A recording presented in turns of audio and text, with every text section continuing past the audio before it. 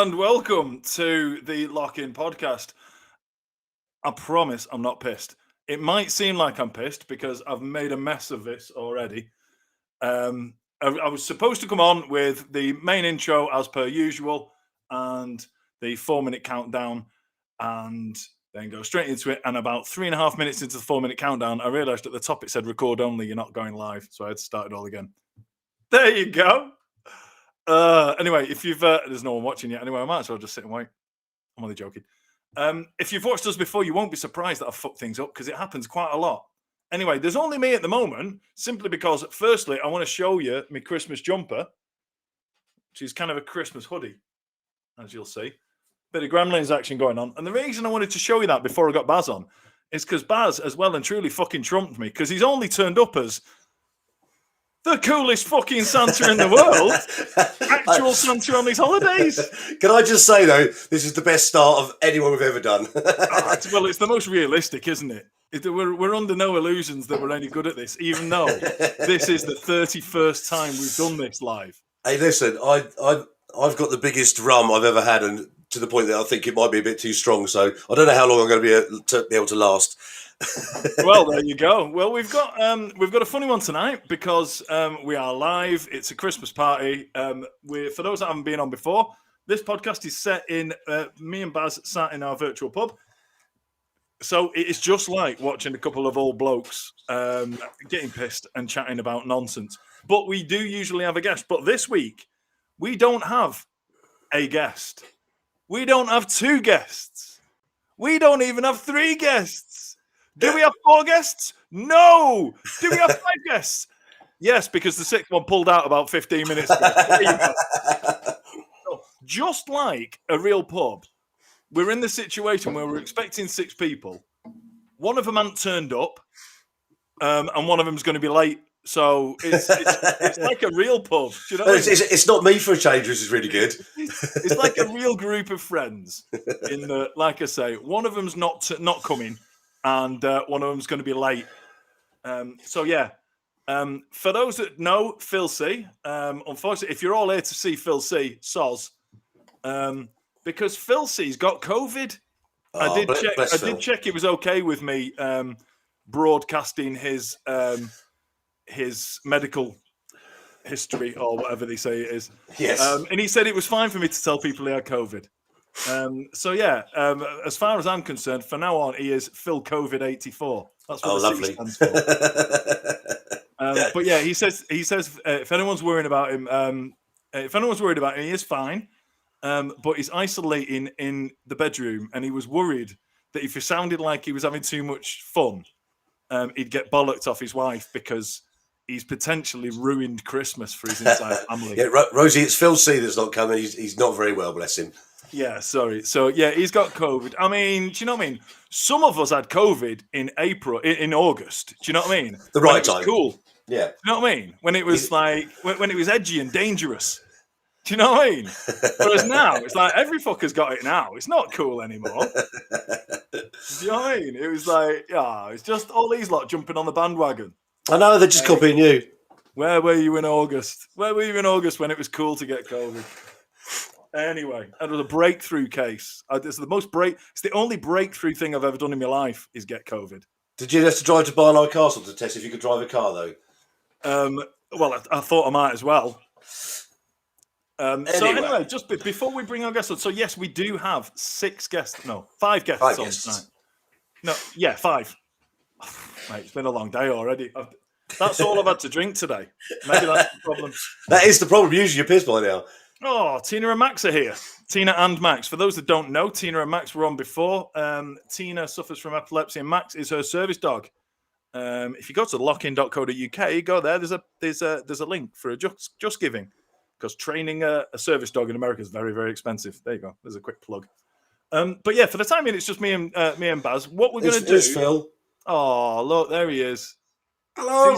He's still smiling. So yeah, what we're going to do is we're going to bring the guests on one by one. So we're going to do like 5 minutes or so with each guest, and then we're going to get everybody on. No idea what it's going to be like when there's 7 of us on here. I bet it's chaos. It might turn out like one of those, when you you've got a family Zoom call, and and Nana's chatting away about shit in the background, and you can hear her. It might turn up like that, but who knows? But that is what we've got. So I'll say hello to everybody in the comment section in a second. But yeah, first up, Baz. I was going to say, is it too early to say Merry Christmas? But it's not. It's a Christmas party. No, it's Merry Christmas party. Baz. Merry Christmas, Michael. How are you? How are you doing, mate? How have you been this week? I'm all right. I've been working, which is I don't like doing, as you know. I always moan about it. No, it's been all right. I've just been trying to earn a bit of money just for Christmas. But sadly, the events that I'm doing early doors are all cancelled. So I've got the good news is I'm free in January now to do anything we like. Oh, mate, I'll be smashing out these podcasts. If you know anyone who should be a guest on our podcast, we've got fucking loads of time to do it, because I'm starting work again in January. Which sounds dramatic. It does sound quite dramatic in that for the first time in 18 months, I'm going back to work, running my business of fitness classes. But yeah, just so I don't push myself too hard, I'm only doing 5 classes a week, so I'll be working 4.25 hours a week. How's your push for fitness? Is it going all right? In fact, no, I said 4.25. Sorry, I egged it up a bit there. 3.75. My push for fitness. Well, yeah, I've got to get on a spin bike 3 times a week as of the 3rd of Jan. So I went to a fitness class the other day, and somebody literally broke me. I put my back out halfway through the first session. So I nursed my way through to the end of it. Who'd have thought of it? Like 3 or 4 days, I couldn't move. Who'd have thought after doing nothing for 18 months, the first one you go back and throw yourself wholeheartedly into it, you wreck yourself? Mate, do you know what it is, though? It was like, what am I going? They're going kettlebell swings. I was like, kettlebell swings, no drama. Like, give it here, like picking up 25 kilos and that. Do you know what I mean? And I was like, my back's going, what the fuck are you doing? You've done nothing since September 2020. You'll soon be back to your best. I think I will. So I've stolen a spin bike from the gym, not from any old gym, but from the gym that I run my business out of. Did you literally cycle it out? I've got a spin bike here, so I can practice now. So I get myself back in fitness anyway. Just for the uninitiated, how did you steal a spin bike? Well, I had a bad back at the time, so it was very difficult. Basically, the guy who owns I said to the guy who owns the gym, put that spin bike in the boot of my car, and he did. So bless him. Go. Oh, there we go. So, right, let's have a quick hello to everybody who's here. We will whiz through. Matt Ricketts, hello. Hello, Matt. Kathy Stewart, Rosie, Amnesiablo, Jill Cowie, Alison Gibson, Tina and Max. Otis the Oatcake, which is a tremendous username. I think that might be my favourite. Who is Otis the Oatcake? Rob Appleton twice. So yeah, that's what we're going to do tonight. We're going to have a Christmas party. We're going to have a chat with people throughout the night.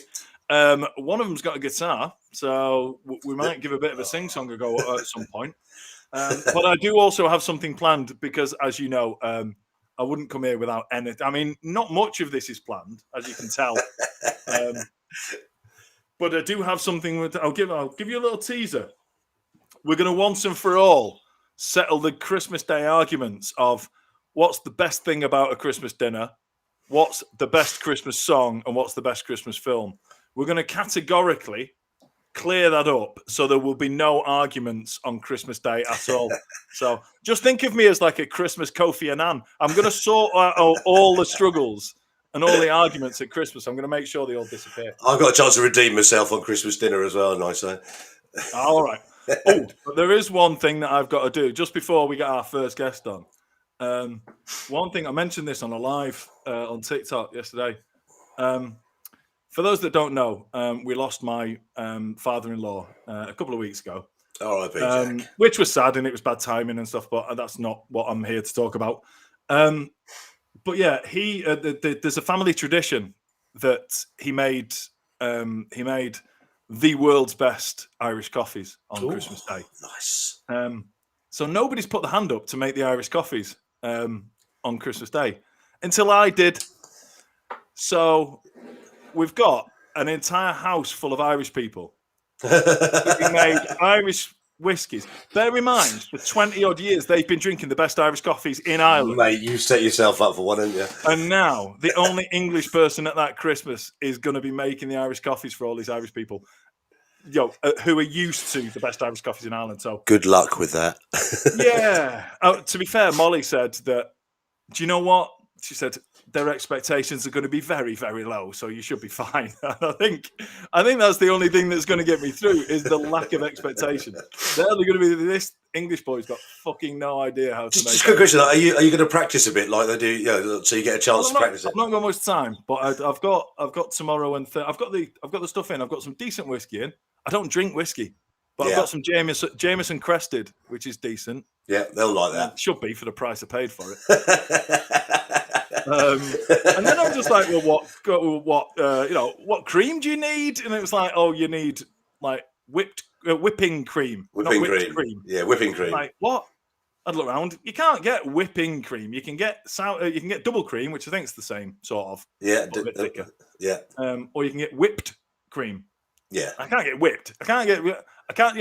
If I get whipped cream, I might as well just buy sachets of Irish coffee because I've got to make this from scratch. Oh, if you really want to fuck it up, just get some of the old squirty cream because they'll just crucify you then. Mate, exactly. The chocolate flavoured one as well, like. Right. That's enough. That's enough from us too. People listen to us too all the time. Let's get someone interesting on. Right, our first guest tonight has been on. Like I was going to say, our first guest has been on the podcast before, but they all have. Yeah. Because they're all amazing. But here's a little stat for you. Our guests, us and our guests combined, have got over 5 million TikTok. That's mad. To be fair, there are 3 that are doing the heavy lifting on those numbers, but still, you know what I mean? But still, like by association, yes, we're good as well. That's what we've done throughout this whole process. Yeah, exactly. So our first guest tonight, he was on. It's quite early on, I think. He was. Anyway, he is he's from Scotland. See if you can guess who he is. He's from Scotland. He's a writer, an actor, comedian. He can sing. Oh, he's a pain in the ass, to be honest. But do you know what I mean? But we'll get him on anyway. Here he comes. It's Gregor. Oh, hey, Merry here he is. Now, I'll let you all into a secret. The reason I've got Gregor on first is because he's got to work in the morning. That's true. Oh, no. You may be forgiven for thinking that he works in Lidl, but I don't think he does. I was going to say there's some heavy advertising there, Gregor. I work in Aldi. No. So, Gregor, how are you, mate? I'm good, mate. Yeah. I had gigs this week that have been cancelled because of the Omicron. Oh, no. The Omicron. So, a bit gutted about that. Were they comedy gigs? Yeah, they were, yeah. Do you know the Stand Comedy Club? No. Do you know that I don't at all? know. No. There's one in Newcastle. Right. If that's any use. But yeah, I had gigs there, which have been cancelled. So. Oh, sorry about that, mate. That's all right. Early Christmas. Yeah, same with me. That's it. Because it's like I know my daughter get let off school 3 days early as well. I don't know. I think that's just because the teachers just couldn't be asked. To be honest, they were like 3 days left. They're only going to piss about playing games anyway, aren't they? So there's no point carrying on. So they just kicked them all out. It's when they start getting the gifts. And they start working out like, right, that's 2 bottles of Prosecco, that's an extra day of hangover. And they just. Do you know what? I think they might have left. I think they might have left before that. Oh. No, because I reckon I can't remember. I think they said like on Thursday, Friday's going to be your last day. But yeah, my 14-year-old was crowing to the 11-year-old who still had 3 days to go. Like. He wasn't happy. So you're talking about the gigs. You've been touring for a while, haven't you? I know this because Baz and I had tickets for your gig in Glasgow, and Baz pulled out first, the bastard. Yeah, well, sorry. And then I had to pull out as well. No, that's all right. You've been busy though. You've been very busy. But we we had to pull out because of we were like much as yourself, which we'll talk about in a bit as well. But Baz and I were doing some filming for the telly. We're not allowed to talk about ours, but hopefully you can talk about yours. Otherwise, this is going to be a really shit segment. Tell me about this then. What's this? Yeah, well, we'll come on to that in a sec. But so the gigs, this is with We'd You Think of That? Yeah. Oh, you said it well. You There did you that go. justice there. Aye. Mate, 2 Glaswegian parents. I'll see what I could do. Yeah. No, How's that been going? it's been going great, man. We've been all over. We've been doing pretty much most central belt of Scotland, and then we've been supporting. If you know Gary Meikle, he's a Yes. Scottish comedian. Yeah, we've been Yes. supporting him. Really? Yeah, so we've been. He's a good pal of mine. We met through all the comedy stuff. So we've been touring with him. So we were in Dunoon, just kind of everywhere and anywhere. But we were meant to be in Oban and stuff, but all that's not happening now. So yeah, it's been great. It's a long way away. You don't want to go there anyway. I think more for the experience, to be honest. I'm a city boy, so as much opportunity as I can get off to the Isles and the Islands, I'll take it. So how have the gigs been going down? Shite, we're terrible. No, it's good. Oh well, I'm glad it didn't come now. Well, look, if nothing else, you got to laugh out of that. So there you go. It's been going really well. It's so amazing having a live audience again. I forgot what that was like. I've been so used to. I mean, we talked about this the last time. So used to just seeing numbers and seeing like comments that you forget about what it's actually like doing that in person. So I've definitely neglected the online side of things and been focusing more on the live stuff. But I need to find my rhythm again. Mate, we've all gone back to work. That's all you've done. Yes, exactly. Aye, it's weird though. It's weird seeing people and hearing their reactions. That's Have you found the transition to going from nobody's reaction face on to have a reaction in an audience? It's weird you forget what's funny and what's not funny. I'm assuming your audience tell you, don't they? Yeah, I mean, most of the time they're quite drunk, which always helps. He's gigging in Scotland, of course. He's telling him, shite. No, they do. But listen, we're 3 guys in tracksuits, so somebody wants to start a fight with one of us. He's got 3 people to deal with. And one of the boys was a boxer, so that helps. So, is it a sketch show, or is it just sort of like what's the format of it? So yeah, it's a sketch show, but it's like depending on what we're doing. If we can do an hour long, so usually we'll do like an hour long sketch show. That's if we're headlining it. But if we're touring with like Gary or whatever, we'll do like a 20-minute set of our best stuff. Right, cool. I've just seen somebody been everywhere. Dunoon. Right, I've been other places than Dunoon. I just fucking can't remember. I noticed that. I nearly picked you up on that. It's like we've been everywhere. We've been to Dunoon and been everywhere. It's like, when you've been to Dunoon, you've literally been everywhere. That's it. That's it. Bucket list done. Fuck the rest of it. There's no ferry. point. That's a big deal. Getting the ferry. Well, because of your foreign accent, I thought you said the moon. Mate, if you had played the moon, that would have been game over. It's just like there is nowhere else to go after that one. That would have been quite fun.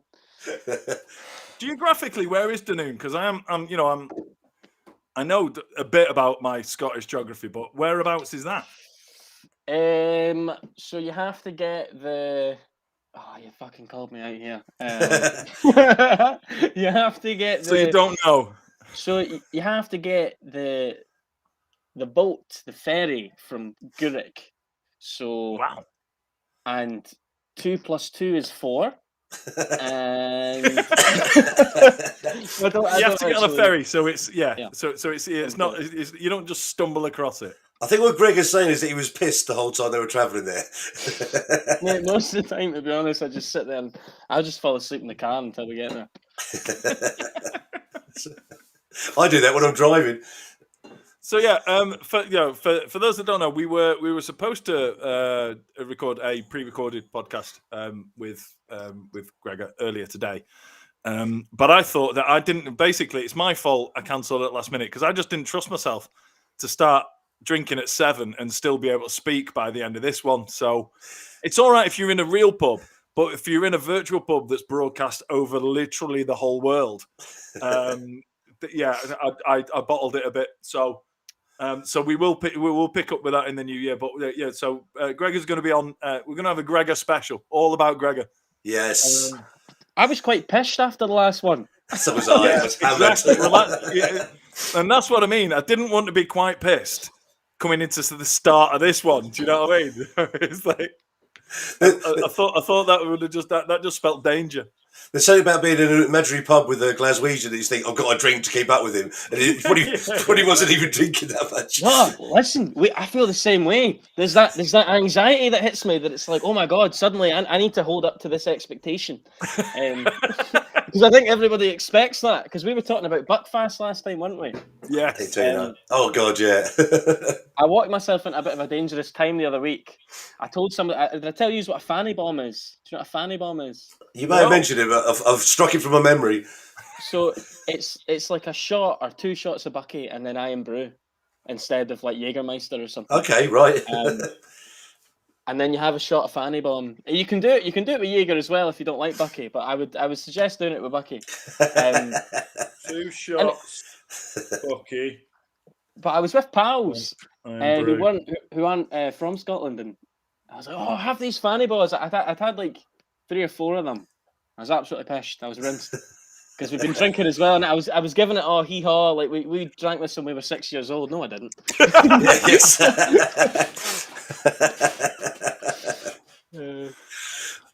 That's the thing, you see. Everyone has a Scottish accent when you're drinking and thinks you're Begbie and you're going to start throwing pint pots off the balcony. Exactly. Oh dear. What are you drinking tonight, incidentally? I'm on the pint cans of Tennent's. Oh, there you go. Standard. They sell that over here. You told me it was terrible. It's not great. I just said they sell that over here. Yeah, Greg isn't drinking to get pissed. He's not drinking to enjoy himself, that's for sure. He would be on the Buckfast if that was the case. Oh yeah, absolutely. I mean, I've actually traded in Buckfast because I've started having heart palpitations when I wake up. I don't know if that's like now that I'm only 25, right? But it never used to happen to me when I was 18. But now all of a sudden I'll get heart palpitations. You don't want to mention that now because all the conspiracy theorists just go, it's the jab. Oh shit! Yeah, that's that. Do you know what though? I nearly said when I said that you've got work in the morning, I nearly said it's a school night for Gregor, but I didn't want people to think it's an actual school night because you say you're 25, but you look way younger than that as well. You still get ID'd in places. I do actually. I'm at a weird crossroad with this because in some cases I look too old because obviously I do a lot of the acting and stuff, and I'll only get put up for like 18-year-olds, but I've got a fucking beer belly on me, so it's not really. And I'm 6 foot, so it doesn't. It's kind of an awkward thing that I've got going on. But yeah, I do look quite young. We'll send you a corset. Yeah. Speaking of the acting and the TV, talk us through what you've been up to lately because I've seen a bit. I've seen a few things of you doing stuff with the BBC. So tell us what you've been up to. Go on. So I've started writing sketches for BBC. So BBC, I kind of got in touch with them because of the whole TikTok stuff a while ago. I've been doing this for a wee while, but I've never, not until lockdown had I really kind of got the sort of exposure on some of the skits. So I kind of got talking to a filmmaker who was doing stuff with them. Got in the door, started writing stuff, and yeah, we're kind of there's something. Gary Meikle has been doing a lot of that with me, so we've been. I saw him in there, yeah.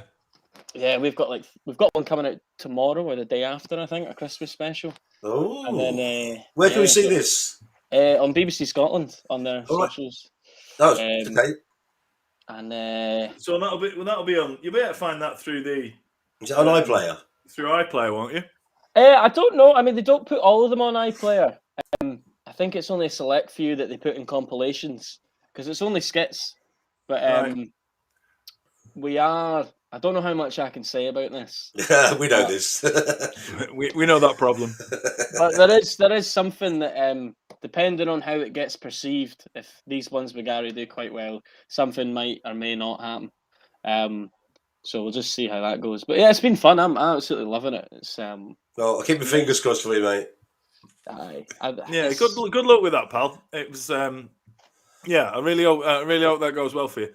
Like I said, I've seen Gavin completely independent to. I mean, I say independent to.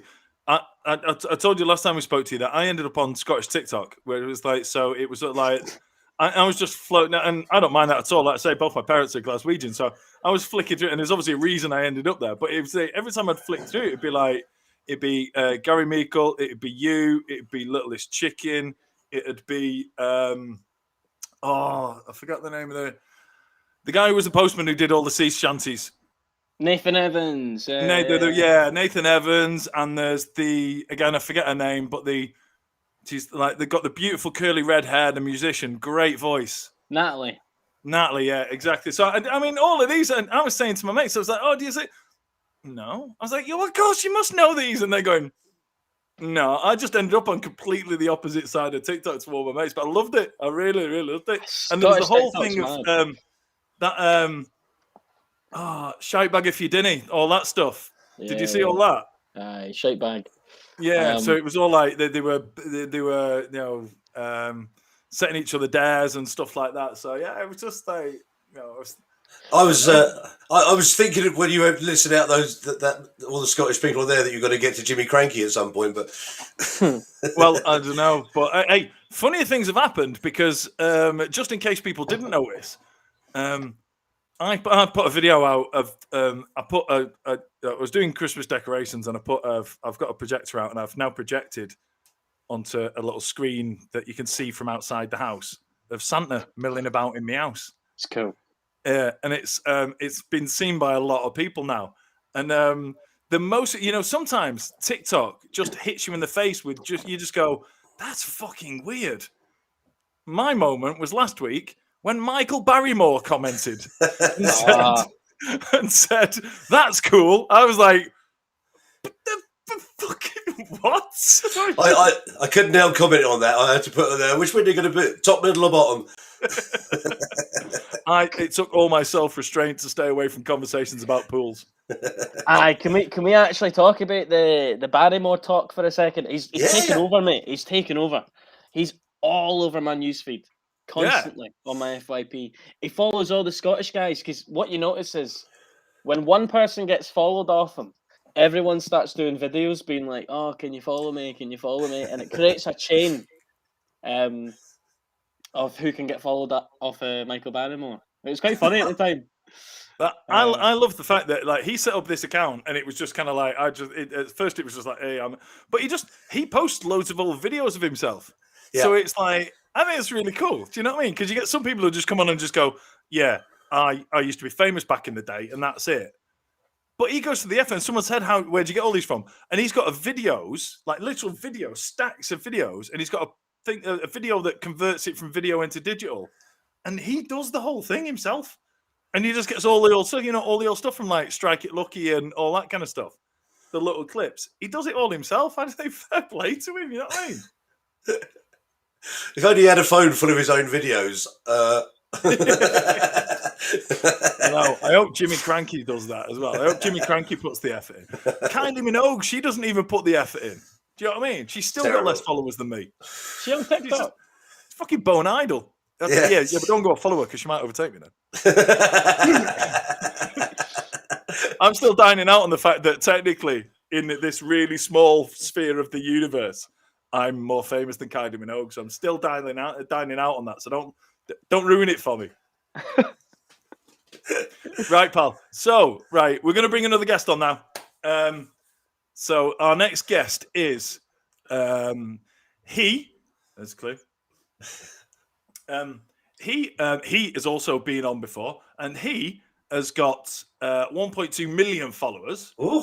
Last time he was on, he only had about 600,000 followers. So again, we've done it again, Baz. Do you know what I mean? We had Joshua on 900,000. Now Joshua's on 1.4. Well, no, 1.68. I don't count. 1.8. Yeah, 1.8. Just like it's most of the world. Well, so yeah, and it's like, and we had Laurie. There you go. There's a big clue. We had Laurie on. He only had 600,000. Now he's got 1.2. So, if you know anyone who wants a massive boost in their TikTok following, then just send them along to us. It seems to work every time. Every time. I promise. Right for me. Yeah, exactly. So let's bring him on. We've got Mr. Laurie Knox. Hello, Laurie, how are you? going? I'm gonna have to reshuffle these windows. Oh God, no. Oh no, I can't be that side. There you go. We've been through this loads of times. It's a bit like the Ant and Deck thing. We can't be Baz and Mike. It's got to be Mike and Baz. It don't work otherwise. So, Laurie, how are you, mate? Very good, thank you. Better than the last time I saw you. Yes. Which is why I've got you on early doors so you can relax a bit after that. Do you know what I mean? Well, you say that, but you spent so long with the last guy that He's 3 drinks in. That's not a problem. Like I say, the whole point of this is it's a virtual pub. That's what we're here to do. We're here to have a chat and have a few drinks. What I remember of our last quiz, by the end of it, I was struggling to string a sentence together by the end of it, which, when your account's all about like grammar and linguistics, not being able to create sentences is a bit of an issue. Do you know what? You noticed it way more than anybody else did, because I remember you messaged me the day after saying, "Oh my God, I was so pissed at the end of that." I was like, "Well, yeah," and I don't know if it's because I was as well. Which there's every possibility that was the reason, but no, I didn't notice at all. But, really? Maybe just the drinker's guilt kicking in. You carried it off well. Maybe it's the practice of being a teacher, and when you're at like some late, you're out at a wine evening with the parents, you've got to still play it. Right. Well, I play poker face when you're pissed. I did have a few comments the next day of people saying, "Did you have a big hangover after the Dad Dancer quiz?" So I think you're being a little bit generous to me there. I'm not. I just didn't notice. I must have been just as pissed. I think it's one of those things that when you're known for your vernacular, even when you're hammered, it's probably still better than everybody else's. Absolutely. So yeah, for the people that don't know, Laurie, Laurie's account is all about words and grammar and. I think I would best explain it as like grammar and grammar and words and their meanings and their derivations and stuff is not something I would ever follow anybody on TikTok for. But Laurie makes it really interesting, really entertaining, and that's why I did follow him. So clearly, loads of people love it because, like I said, you've gone from. I mean, last time we had a chat. It was all kind of, oh yeah, I was on 600,000. I've been on 600,000 for about 3-4 months now. It's not really going anywhere. And then I blinked and you were on 1.2. So talk us through that. Yeah, I'm not sure. I'm not sure if it's the algorithm or whether it's the content or what. Because, sometimes I go through periods where I feel like I can just post anything and it's going to get like 50 to 100,000. Even the worst videos I post are going to get 50 to 100,000. Other times, I'll work on a video for 2 or 3 hours and, struggles to get 10,000. I find it really, really random. And it seems to go in periods as well. So you know what I mean? It's not just like one video I think might do well, doesn't do. It will literally be for a month, where for a month, all the videos I put out do a lot worse than I think. And then all of a sudden, they all just kick off. So I don't know if there's algorithm changes where, I know TikTok are trying to get more new creators in, so they kind of like weight it more towards new. I don't know. Do you guys have any ideas? Any thoughts on that? I was talking to someone on Sunday, and their thing was that like literally it feels. She was saying that it feels like it's done in waves, so that it gives you this like high where you go, oh yeah, look, and I'll post more content because I'm getting a lot of traction, and then it just goes, right, that's enough. Fuck you. Go back to doing all the stuff you done, and you have to work for it again now. Right. There's definitely a fuck you setting on the TikTok algorithm.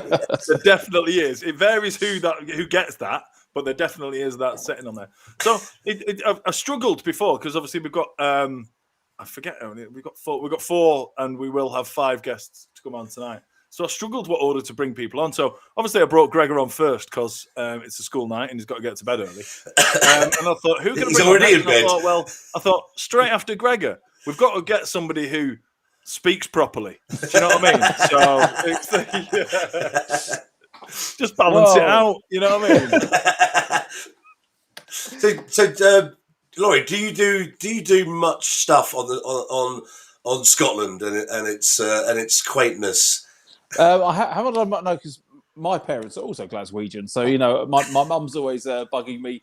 Fucking hell, it's Scottish TikTok again. We can't get away from it, man. But yeah, so I mean, my mum's always trying to get me to do things like St Andrew's Day. But I don't know, have I done much? I don't think. Have I ever mentioned Scotland on TikTok? I don't think I have. Well, there you go. There's some new content for you. Yeah, there's loads of Scottish words, mate.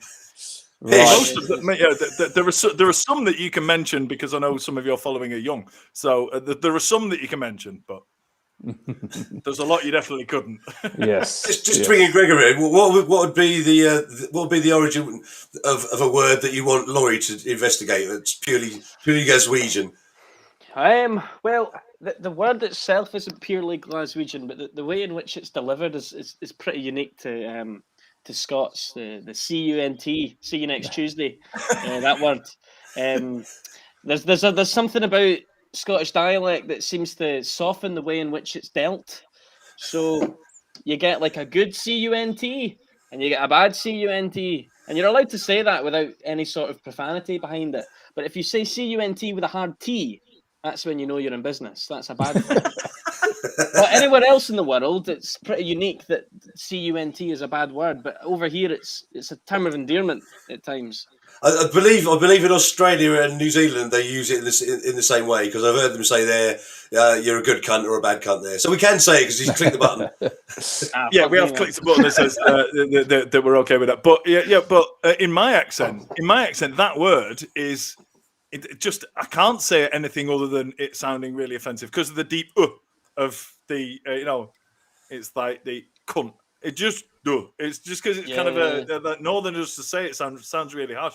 But you were saying about how that word is perceived differently there. One thing that I noticed, and the story that I tell about my stag do, is when I first get I'd been over in Ireland obviously a lot because my wife's Irish, but my stag do was in Cork, and I remember so clearly that in the newspaper it was talking about the Six Nations.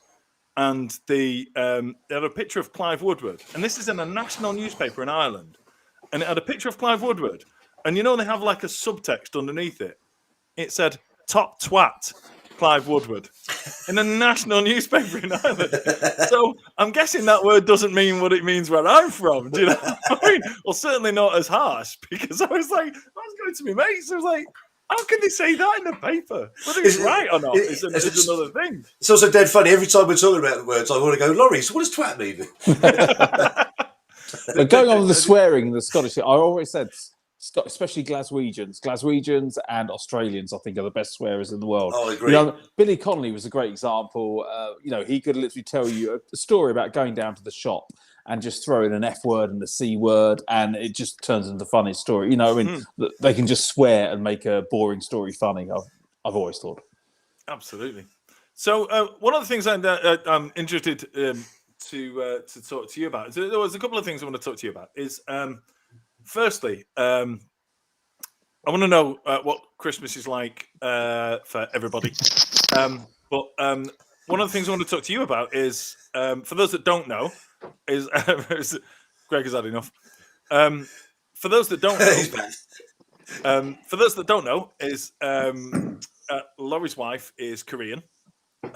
So one thing I was really interested in is what does before we talk about what Christmas is like in your house, because some of it might have some Korean influence. What does Christmas look like in Korea? How is it different? Not a lot. It is a bank holiday, a national holiday, so people do have it off. But I mean, everything's open. You know what I mean? Like all the shops, all the restaurants, etc. It's just basically, probably the equivalent of any random bank holiday in the UK that nobody really cares about. But yeah, it's more of a couple's day actually. Christmas in Korea, it's where the boyfriends and the girlfriends get together. And yeah, that's it really, but nothing really special. Oh, really? Do people even do presents? Other than boyfriend? Yeah, no. Other than boyfriend and girlfriend, I don't think people even do presents. But there we go. That seems quite strange, because what do they do for the rest of the year? Do they just not talk to each other? It's probably bigger than Valentine's Day, I think. So it's probably the equivalent. Yeah. They're all like that. Hey, Christmas is coming up. So is there some pressure on you, Laurie, to be a little bit more kind of amorous during the Christmas period? I hope not. I've had 11 years to find that one out. I haven't been, so she's still here 11 years on. So okay, so what?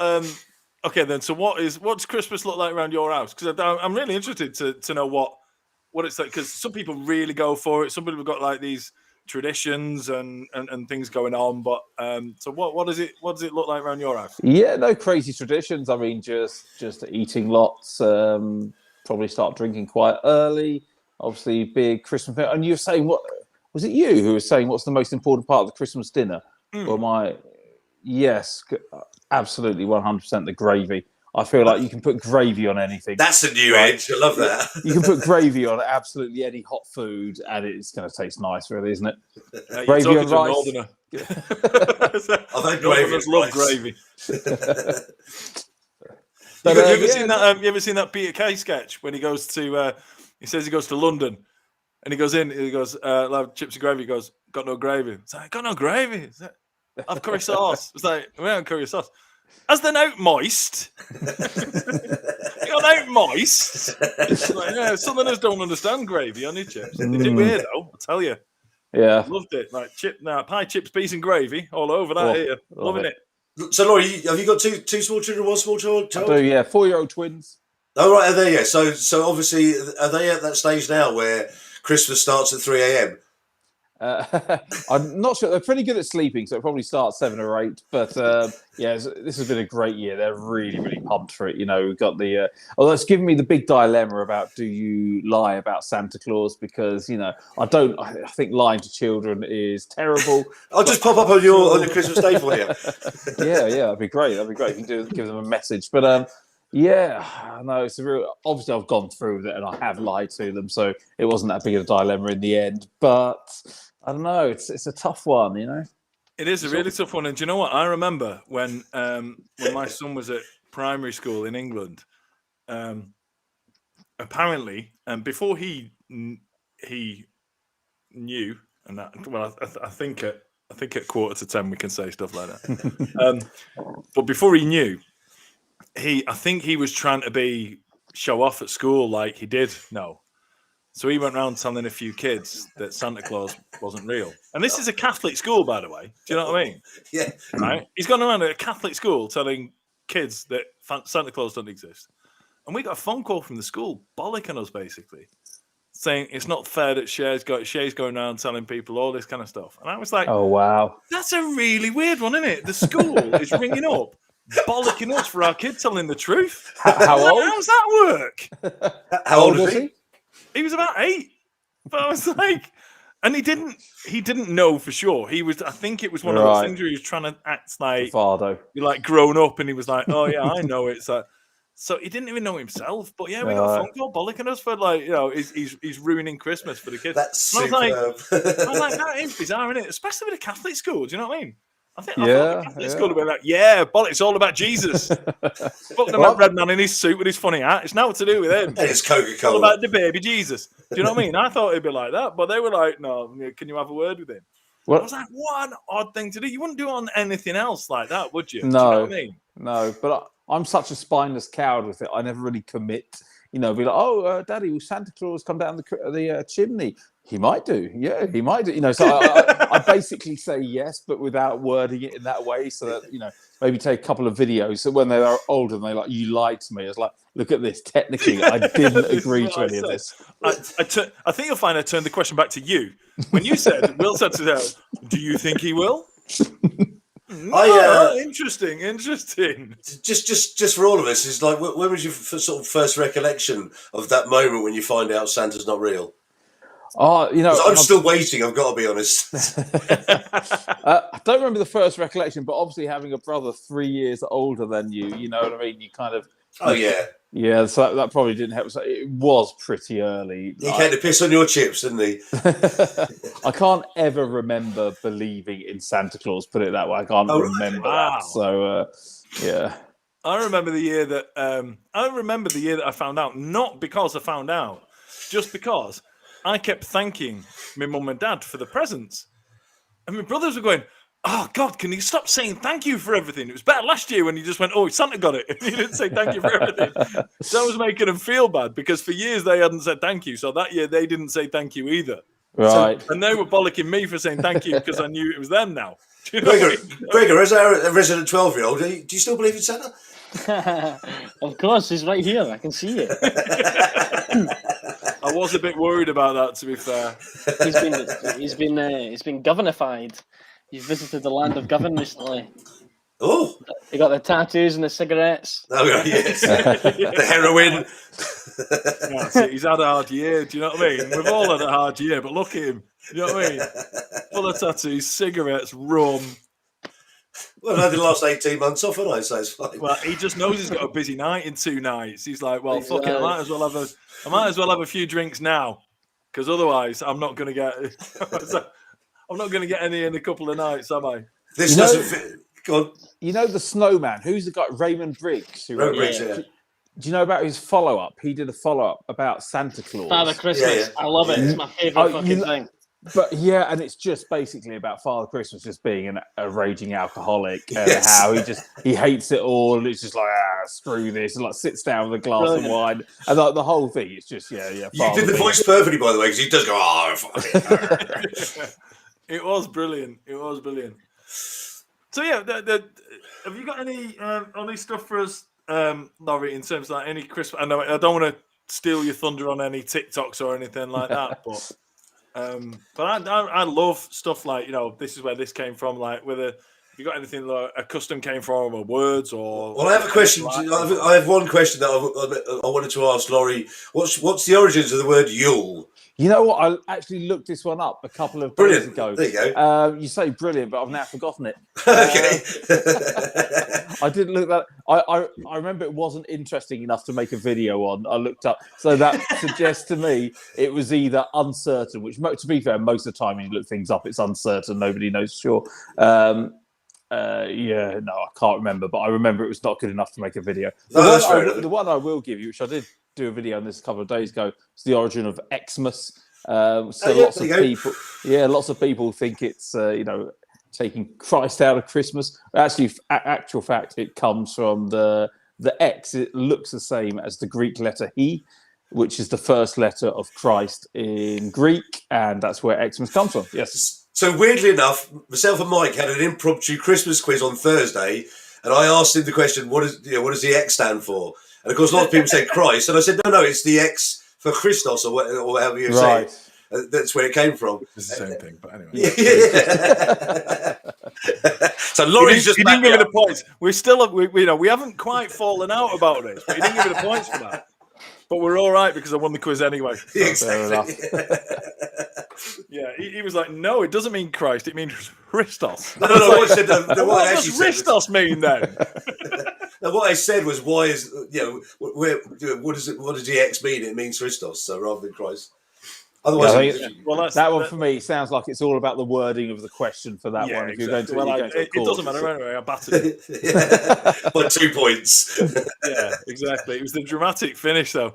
We've started doing when me and Baz do a quiz together. We started doing at the end. It's like guess someone's age or guess the year, and you get the maximum you can get is 0 if you get it bang on, and you lose points for how far away you are. So it gets a bit hairy towards the end, and he was devastated because I had to get Shane McGowan's age within a year. 3 years, yeah. Within 2 or 3 years to win, and I got it bang on, and he was devastated. 64. Oh, there you go. It was 63, was it? 64, no, 64. 64. Oh, wow. Oh, no, sorry. He is 63 currently. He's going to be 64 on the on Christmas Day. Christmas Day, that was why. So on Christmas Day, he's going to be 64. Nice. There you go, tremendous. Well, I was going to invite another guest on to have a chat with us, but I'm looking over to my left. I can just see. Oh, here we go. It's all right. I can see another one. I thought they're both gone, but no, we've got another one here. And I just think, in terms of inclusivity and diversity and stuff, we've got like Baz is half Malaysian. We've got an Englishman who is married to a Korean. We've got a foreigner. And we're Greg is sitting there going, "Does he mean me?" Yes, I do. And now we got a beautiful lady. Oh. So here we go, and here she is. You'll know who she is because she's a friend of the show. She's been on a couple of times. She's been guest host on this show. Yes, she has been. Yeah, she has, hasn't she? I think I remember. Here she is. It's Mrs. Claus. Do you want? I'll put you there together. Look, there you go. Me and Baz are still together, and Kelly and you there. Hello, darling. How are you? Oh, that went flat, didn't it? Had a great intro then. No, I can't hear her. I can't hear her. She's probably saying, "Show me your Santa hat," or something like that. Anyway, she'll no doubt Show dive me into a life hack. Are you on mute? Nan, are you on mute? Anyway, look, I feel it's time for we should all have a drink. Yeah, all right. Well, we'll have that conversation while Kelly's figuring out what's going on with the audio. So, Oh, yes. I can hear you now. I Right. forgot the internet works slower in Newcastle. Sorry, we should have given you a bit more Yeah, notice. it was. Hello, how are you? And is everything all right? I can hear you now. Yeah, it's a bit clunky, but it'll like last time it wasn't. It sorted itself out anyway. Right. Okay. How are you? Jill Cowie said, "Is lady now a nationality?" I didn't mean it like that. I meant diversity. Come on now, look at this. Look at this. Look at this diverse spread of people from from all walks of life. I feel like Kelly, I feel like you're the female auditor in our group to sort of like dispel the manliness and sort of spread it out slightly. Nah, not really. I'm probably worse than most men. We've met you. I agree with that. Baz, you painted your nails. Do you know what I mean? You're trying to dial it down a bit as well. Exactly. So, Kelly, how are you? I've not seen you for a while. I'm good. We don't need to go into it, but not that there's anything to have. But Kelly recently had an operation and she's recovering and she's very good now. Thank you very much. We had that I had an organ removed. Had an operation. Had my gallbladder out. So it was an interesting. It's been actually really good. The operation was fine, went well, and it was only 4 weeks ago, and I was absolutely fine. So the good thing about operations is just it gives you loads of content, right? Yeah. I need to do a final follow up. So I did a few videos. I did one when I was like off my face on morphine, which was quite interesting. Oh, we quite often do the podcast like that. I missed that one. Well, there's an idea for a podcast. Can anyone get hold of some morphine? Yeah, I see Greg was backed off there. But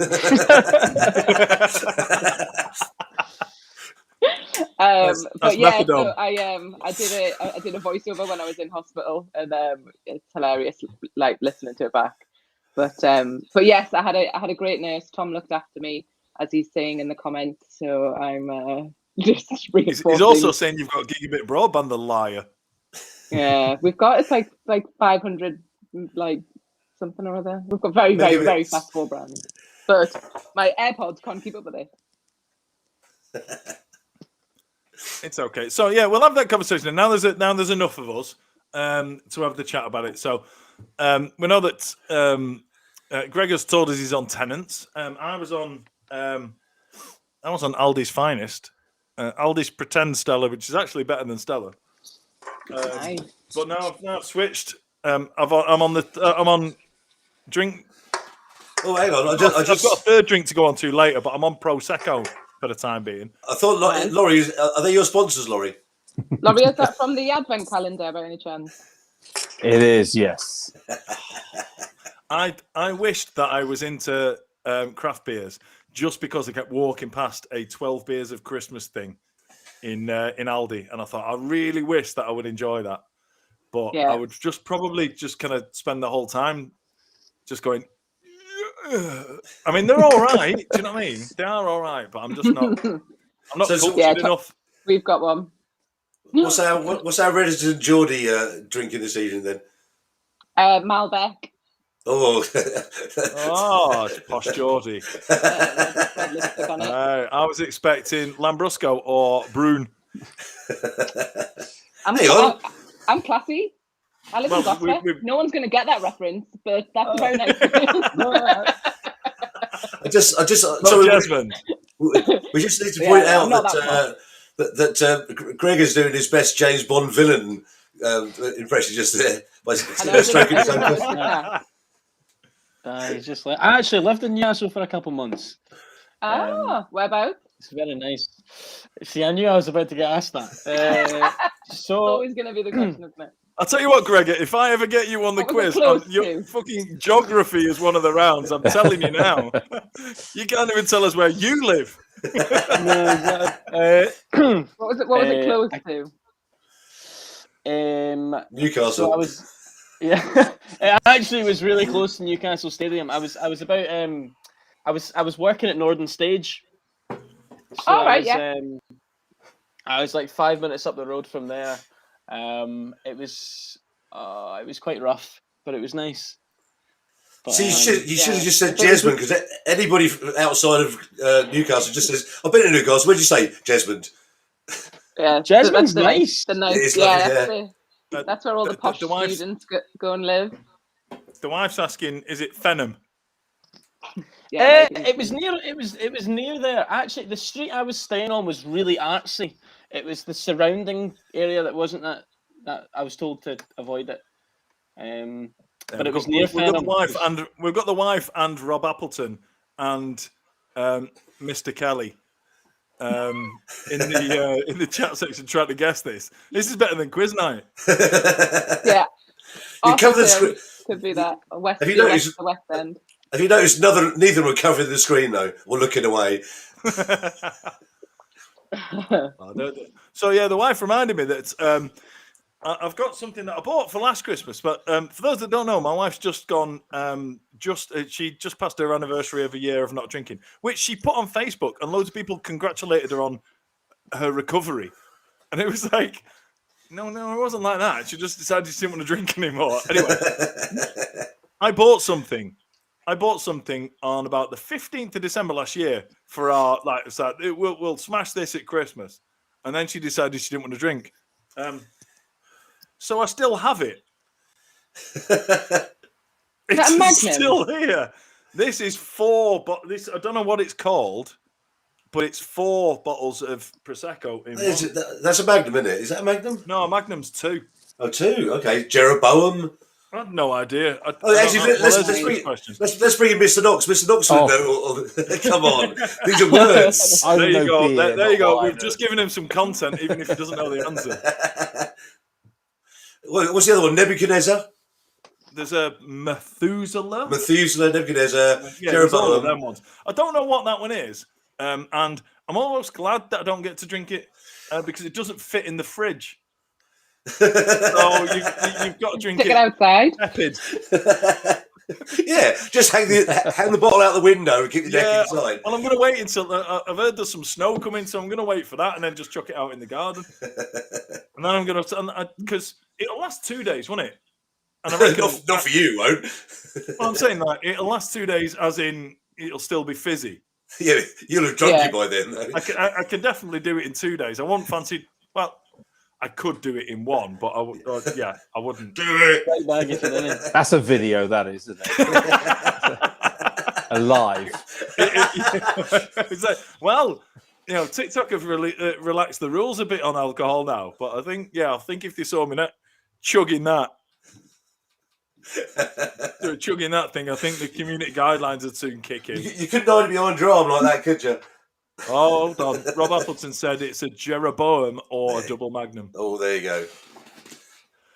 Oh, well, yeah. Well, yeah. I don't have the wife to help me out with it, and I can't put it in the fridge. So that's the only reason there's been such a significant amount of alcohol that's been untouched for a year. I want to know if there's a Jeroboam of Buckfast. Oh, that's just death. I mean, it's a wine, right?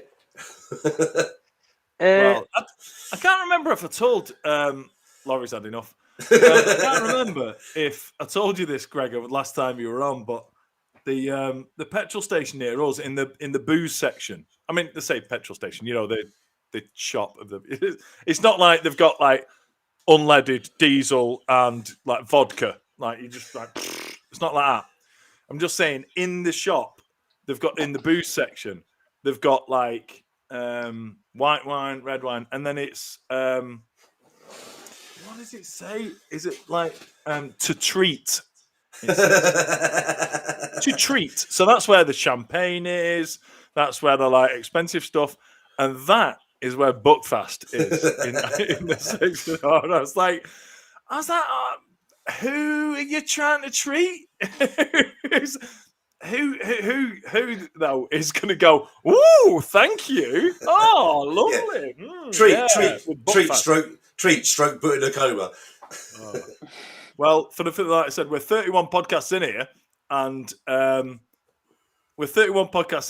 podcast number 1 had to be cut short on the edit. The edited highlights are only 45 minutes, even though the first podcast lasted about 3 hours. And that's Buckfast's fault that I had to cut it down to 45 minutes. And tequila. I destroyed the rest of it. I had a ritual burning of the footage. So I've got a question for Kelly. Kelly, what's your sort of? How does your what's your typical Christmas day? So for a long time, my typical Christmas was I only ever wanted to go to my mum's. So like me and Tom have been together for 13 years, and like for literally like 10 years, I was just like, I don't care what you're doing, I'm going to my mum's. Like that's it. I don't care. And then he started coming to my mum's for Christmas as well. And then it was only last year that we had our first Christmas like in our house. So we've had to make our own traditions. Because even going to my mum's, like I would literally go to my mum's in my pajamas, like up until like the year before last. I was just like, I'm going there first thing in the morning. I'm getting a stocking. Mum's making us breakfast, like that. So yeah, that was my traditions for a long time. But now we can now relax a little bit more. We have our Christmas morning, we open our presents, and then I make Christmas dinner. That's pretty much how Scousers live their life, though, isn't it? Yeah.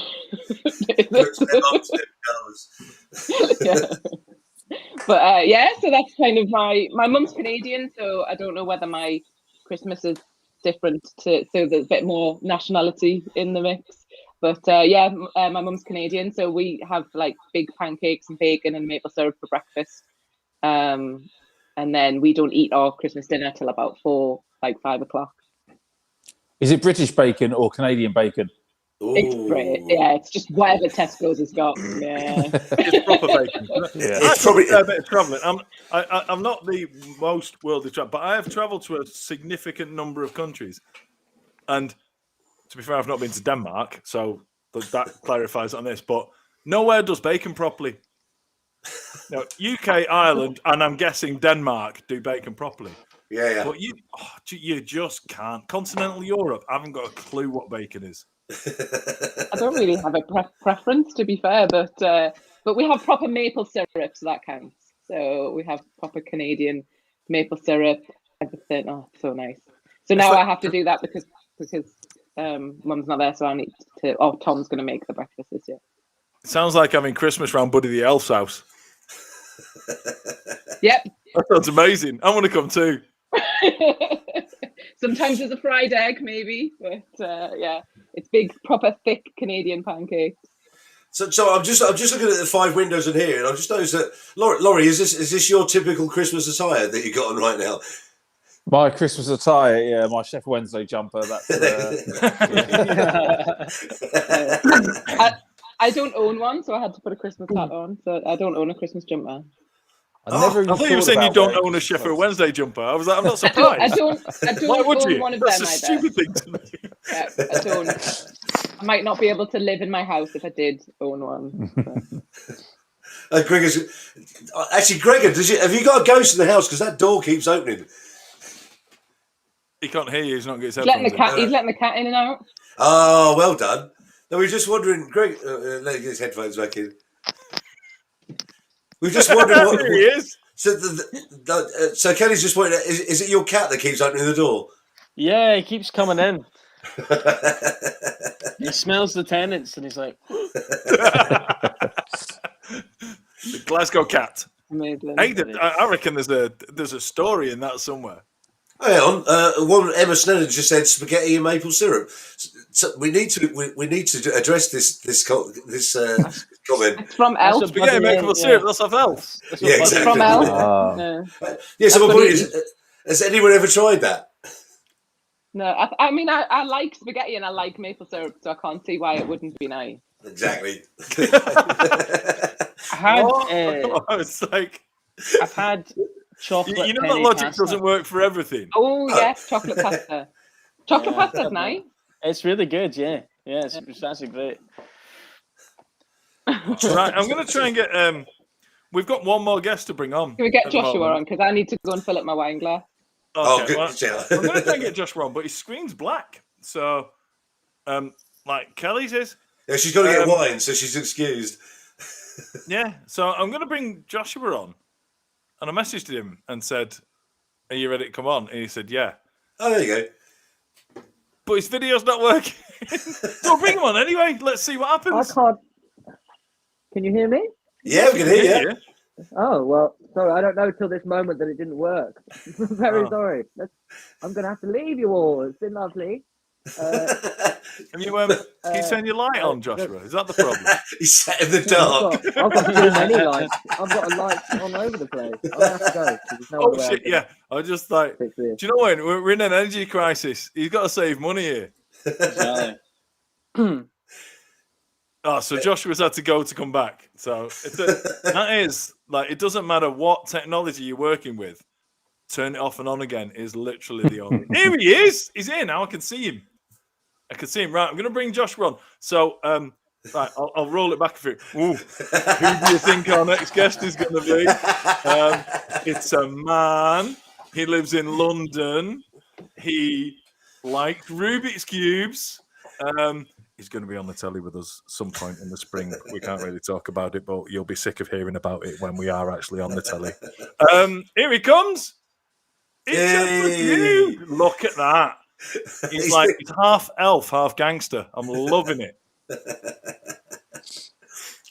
Hello, Joshua. Oh. So it wouldn't be a Christmas special without being beset with technical issues. Here he is. Hello, yeah, Joshua. But all of your voices are like three. They're like so I have no idea what's going on. Is this any better? Sorry. Okay. Oh, there we go. Well, there's 4 of us now. Hey, see, look at this. Here we go. He's come back now. Sound is the right level now. Oh, you got it? Oh, there we go. Yes. All right. Now I can put in my headphones. I still don't understand what you're saying, but I know it's the right level. Okay. Good stuff. See, this, to be fair, we've always said that this podcast is set in a virtual pub. Now Kelly's wandered off for a piss. Joshua's the mate who turned up late and then doesn't really know what he's doing. You know, Phil hasn't turned up at like last minute, said he can't come. Rachel's saying she's going to turn up. She might do. Who knows? Do you know what I mean? Or Denise. There you go. Yeah. Well, could be either. Could be both. Good evening, Joshua. How are you? I'm good, thank you, guys. I'm full of Christmas cheer. So I'm loving this. I'm loving this outfit. Is this typical of Joshua? Yes, I've always been known for my pessimistic jolliness. So this is what I use to display that every year. I also have these. They actually light up, so I don't know if they will light up very much for you. No, not at all for you. Fantastic. Oh, a little bit there, and they jingle. I need bells that jingle. So Joshua, coming from a theatrical background. Oh look, Kelly's actually gone to a different room completely. Okay. So yeah, Joshua. So coming from a theatrical background, I'm assuming Christmas is quite a big time of year for the theatre and stuff like that. Oh yeah, it's the time where everything booms like crazy. We've got Christmas lights up absolutely everywhere. In terms of like the streets are lit mostly by Christmas lights more than the actual lighting. And I love it. It means that the theatres end up pretty packed. But this year, obviously, is a bit of a strange disaster. It's kind of gone like it's gone to its busiest time. They're finally making their money back, and then everyone's ill in every show. So there's not many shows running. It's a bit like the football situation. There's not a lot running. Well, I was going to say you made the comparison with Christmas. With football. I think it's very different to football, isn't it? I mean, like Laurie and Mike are very football orientated. I'm pretty sure that they would say it's nothing like football. Well, Laurie spots Sheffield Wednesday. He's well aware of things not running. After the Sheffield Wednesday players, I should imagine. Excuse me.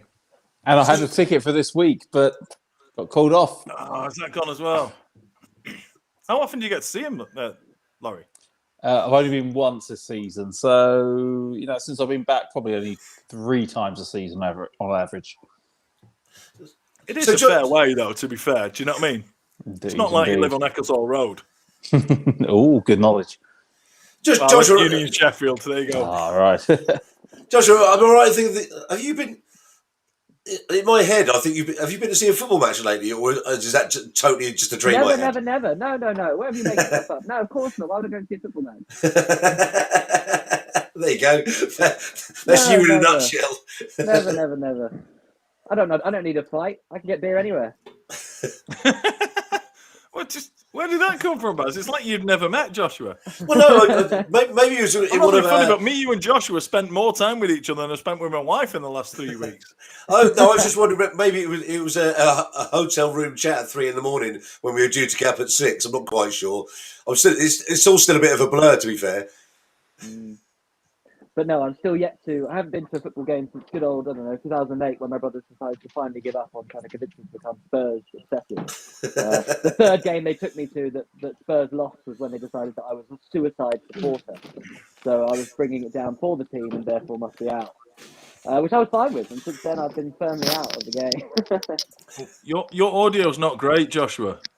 Yeah, it's either I chose mine over yours. It's either I can't hear you or you can't hear me. Which one would you prefer? Okay. Yeah, I'd say that way. Can everyone hear me? Personally, yeah, we can hear you. We can hear you. Is it a bit better? I've changed to my laptop because it's Ooh. something a bit there you of go. less of a What lag. can I do? You There can you What talk. I can do. Right now, now there's 6 of us. Now we're corporate as the particularly wanky people in my jobs used to say when we were in the meeting. I've got something that I think we can do together. Now the 6 of us can play together. Right? Oh, Give me a great. second. I thought it was just getting pissed. I thought that's what we were doing together. I thought we were talking about Christmas. Yes, we are. I think this is about to become Christmas encapsulated. And on that subject of getting pissed, I don't know who organised it. The November the 13th Here it meetup. comes. Hang on. Oh. The November. Was that the one I couldn't go to? The one in Manchester? Yeah. Carry on, Laurie. Go on. I'm gutted. I really, please bear me in mind next time. I would love to have gone there. Oh, we're doing it again. I was the same. Okay, Yeah. good stuff. Good stuff. Yeah, I Absolutely. couldn't. It was a couple of days before my operation, so I couldn't go either, and I had major FOMO.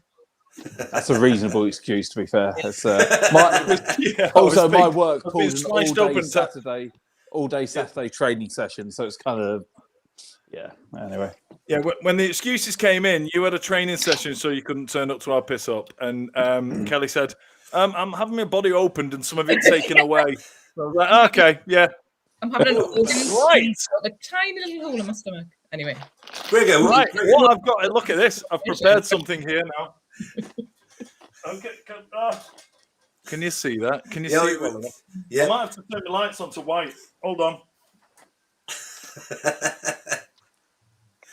Yeah, you still can't see it very well. But anyway, we're going to play the World Cup of Christmas. Oh, wow. Okay. That's what that says there. So we're going to start with, we're going to do 3 topics, right? And what we're going to do, we're going to start off with 8 things here, and we're going to decide head to head which is the best. Okay. And between us and the chat section, All right, we're going okay. to decide which is the best out of it. So this is the section that I said is that this is going to solve your problems this Christmas, because everybody argues about what the best music is at Christmas. Everybody argues about what the best film is at Christmas, and everybody argues about what the best food is at Christmas. Right? Okay. We're going to solve it right here, right now. Buck fast. So I've pre-selected Second that. 8 things for each one. So if your favourite's not on there, tough. So do we want to start with music? Yes. Yeah. Yeah. Okay.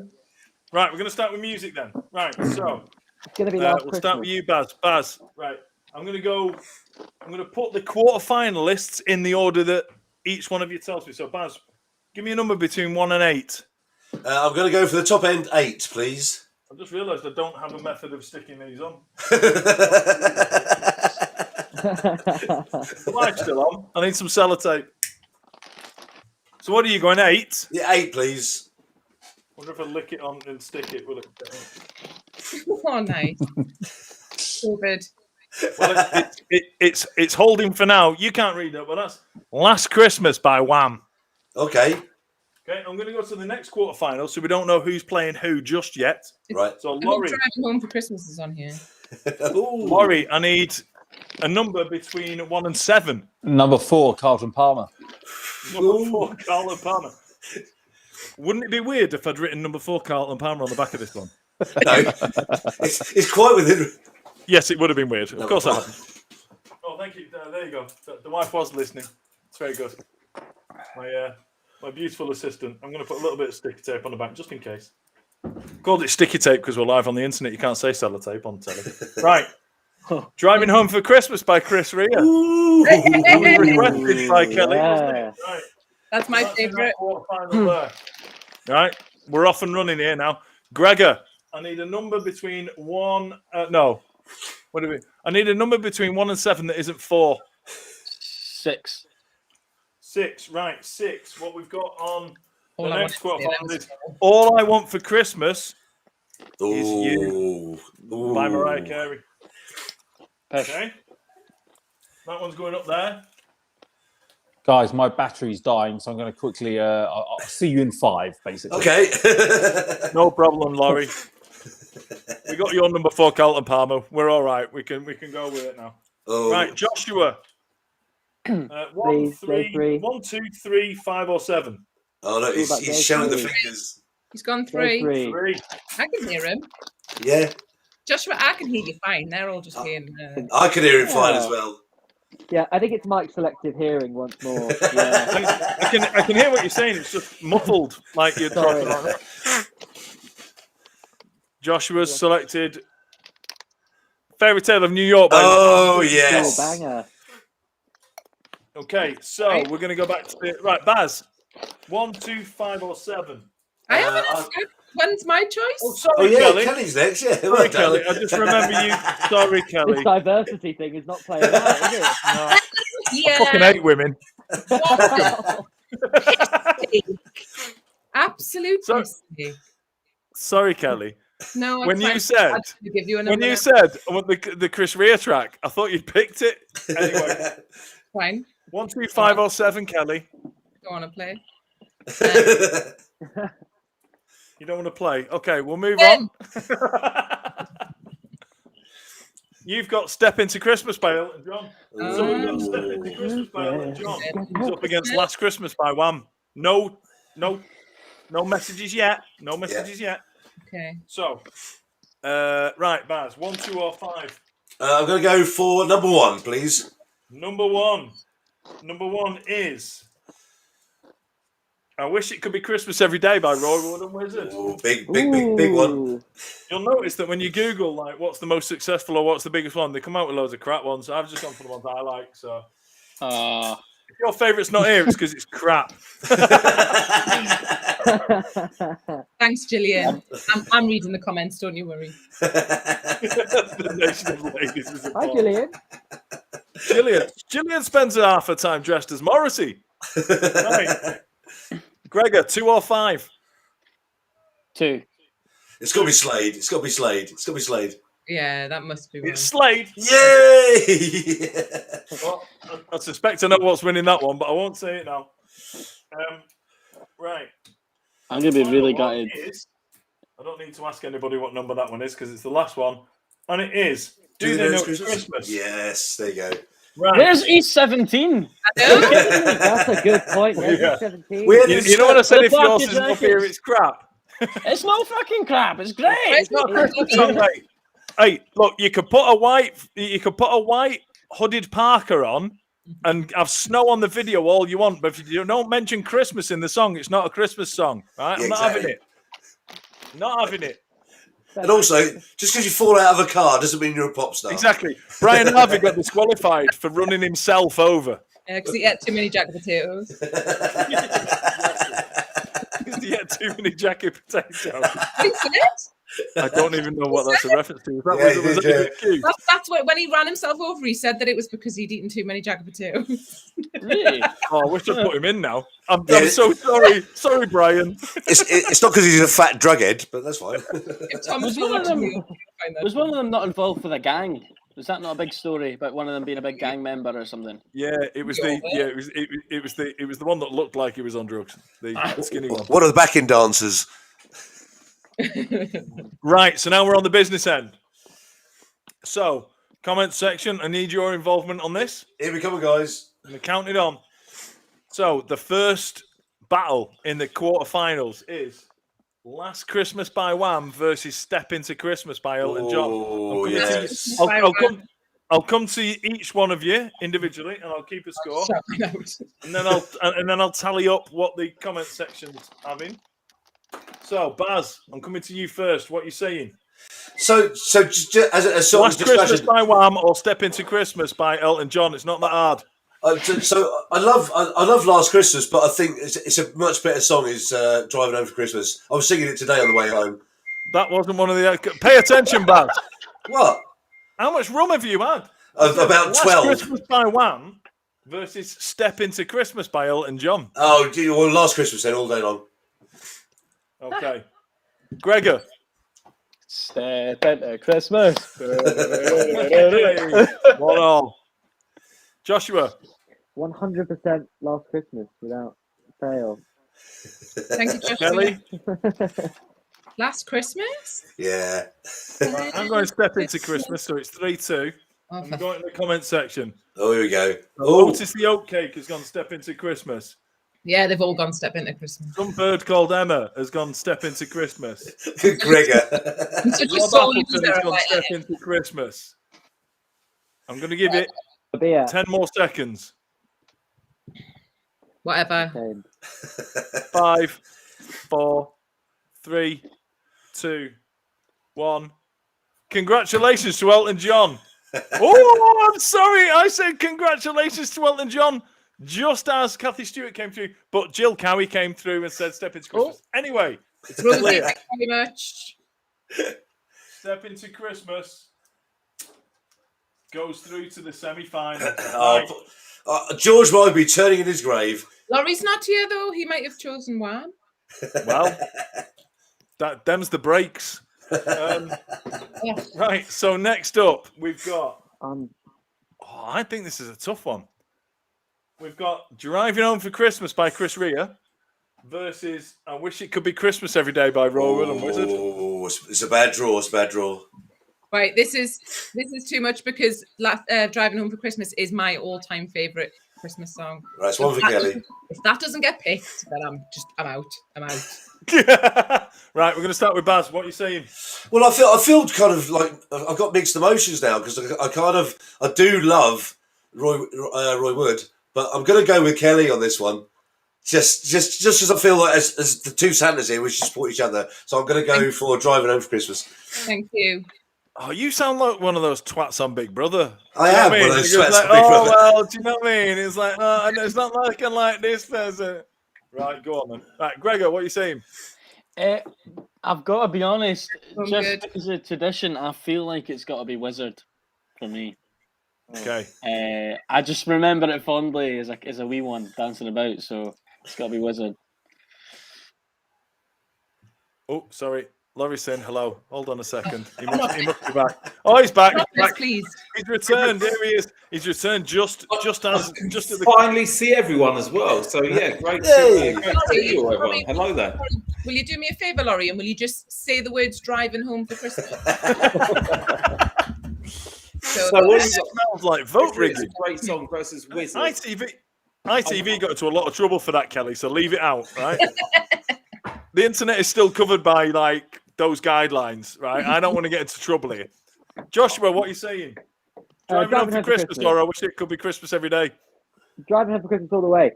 Wizard is good, but also they're so drunk in that video. I mean, they're clearly, I think they're clearly so trashed. It's beyond levels. Like they can barely mime their own song or pick up a child. Like and the saxophone fake solo at the end. You go, did you not even want to try and put some any piece of effort into this moment of your life?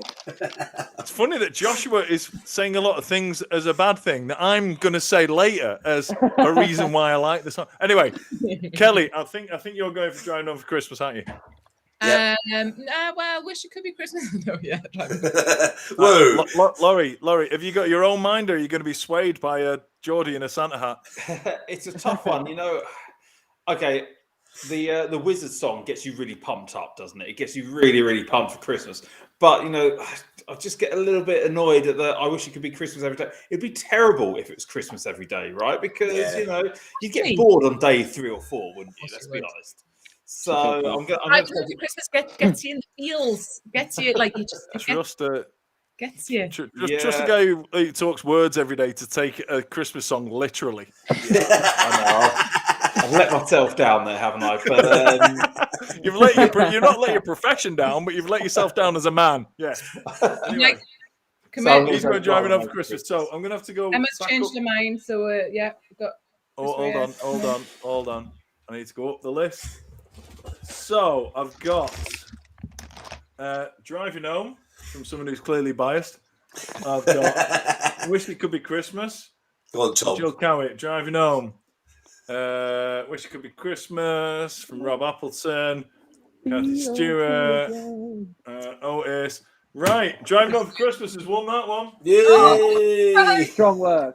So that I goes can't through lose last to the Christmas and semi-finals.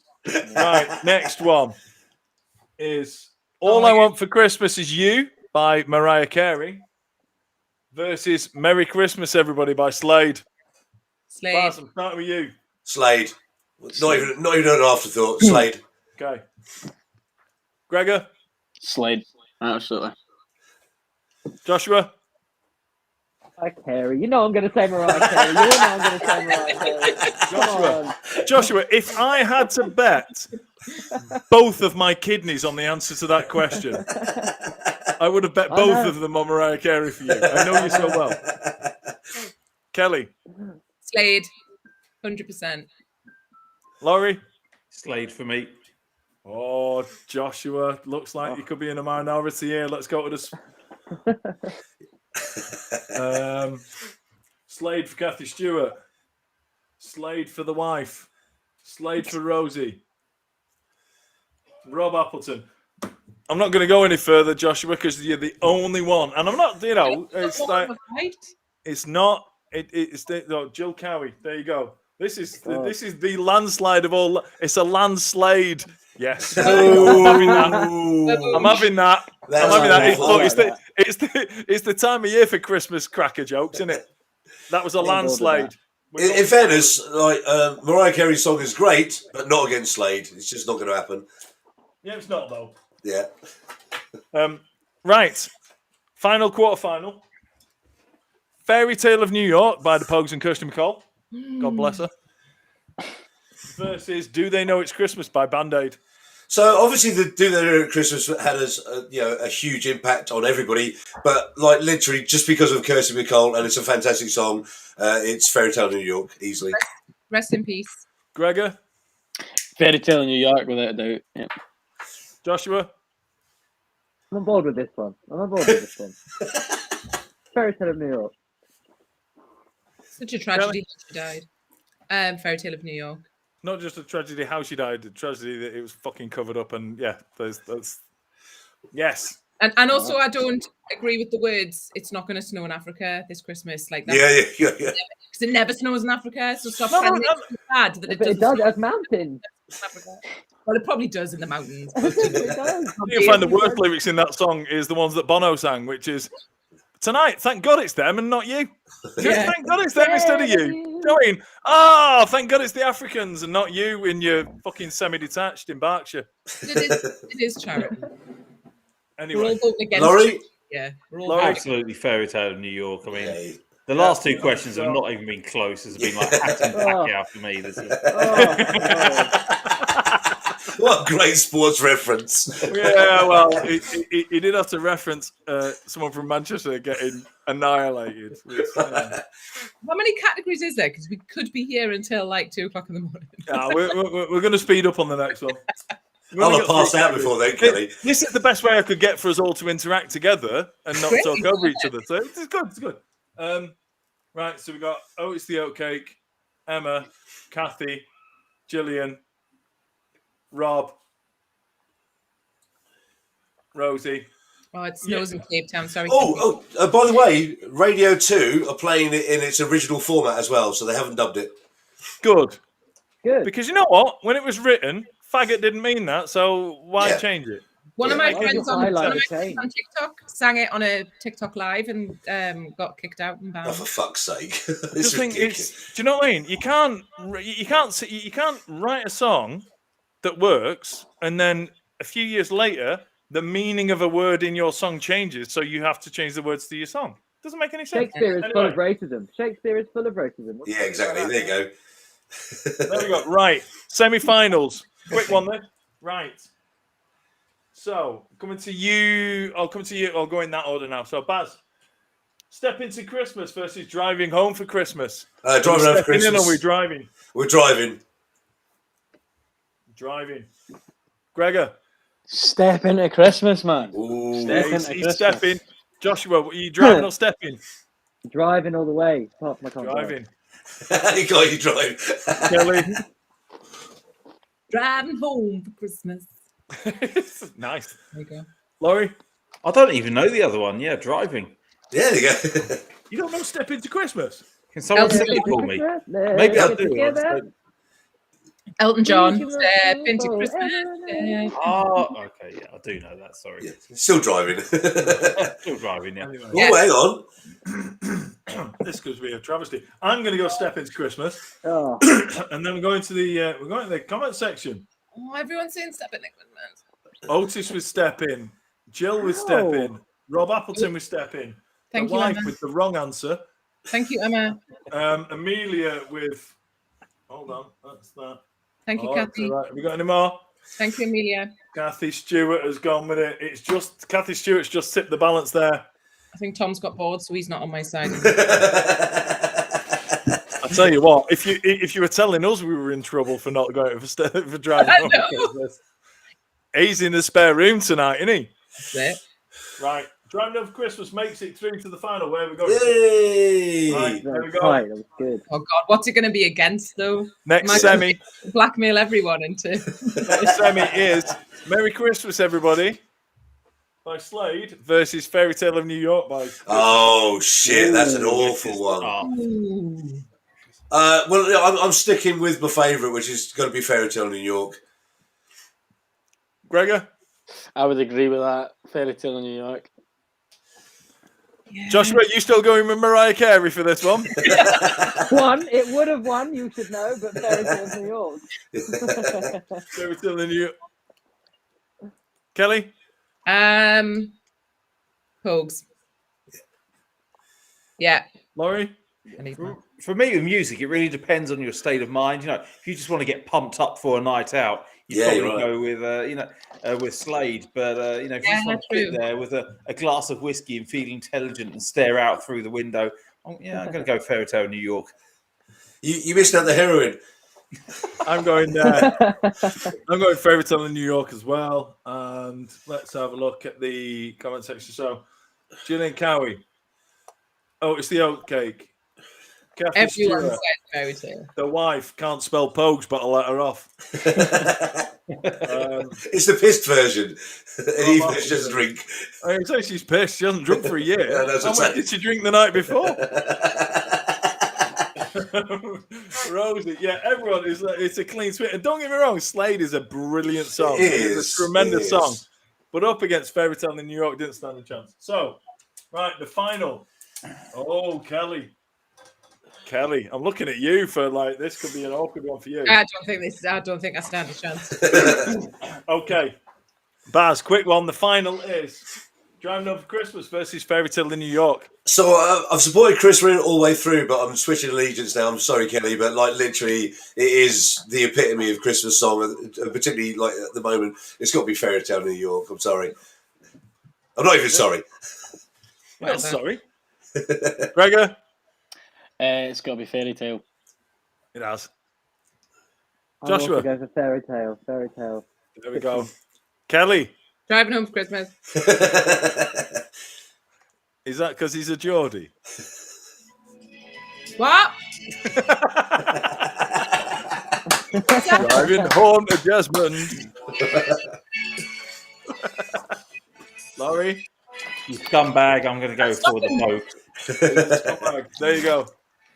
Right, and then 1, 2, 3, 4. Yeah, it's just bang, bang, bang, bang. Pretty much Kelly. It's Wow. Kelly, you're the only one. And I admire your loyalty to Geordies, but Love a bit of Chris Rea. Fairy Tale of New York is the winner. It feels the right decision. I mean, It does. It does. I'm going to take a As it picture of that. doesn't, but you know, we'll be all right with it. I'm going to take a picture of that. So if anyone queries how it all turned out, that's how it turned out. Right, we're moving on. Oh God, what am I going to be passionate about this time? Wow, this time we got Christmas two dinner. more. We got right. We're gonna move on now to. Might try licking and sticking. That works with the first one. Right, we're gonna go now with.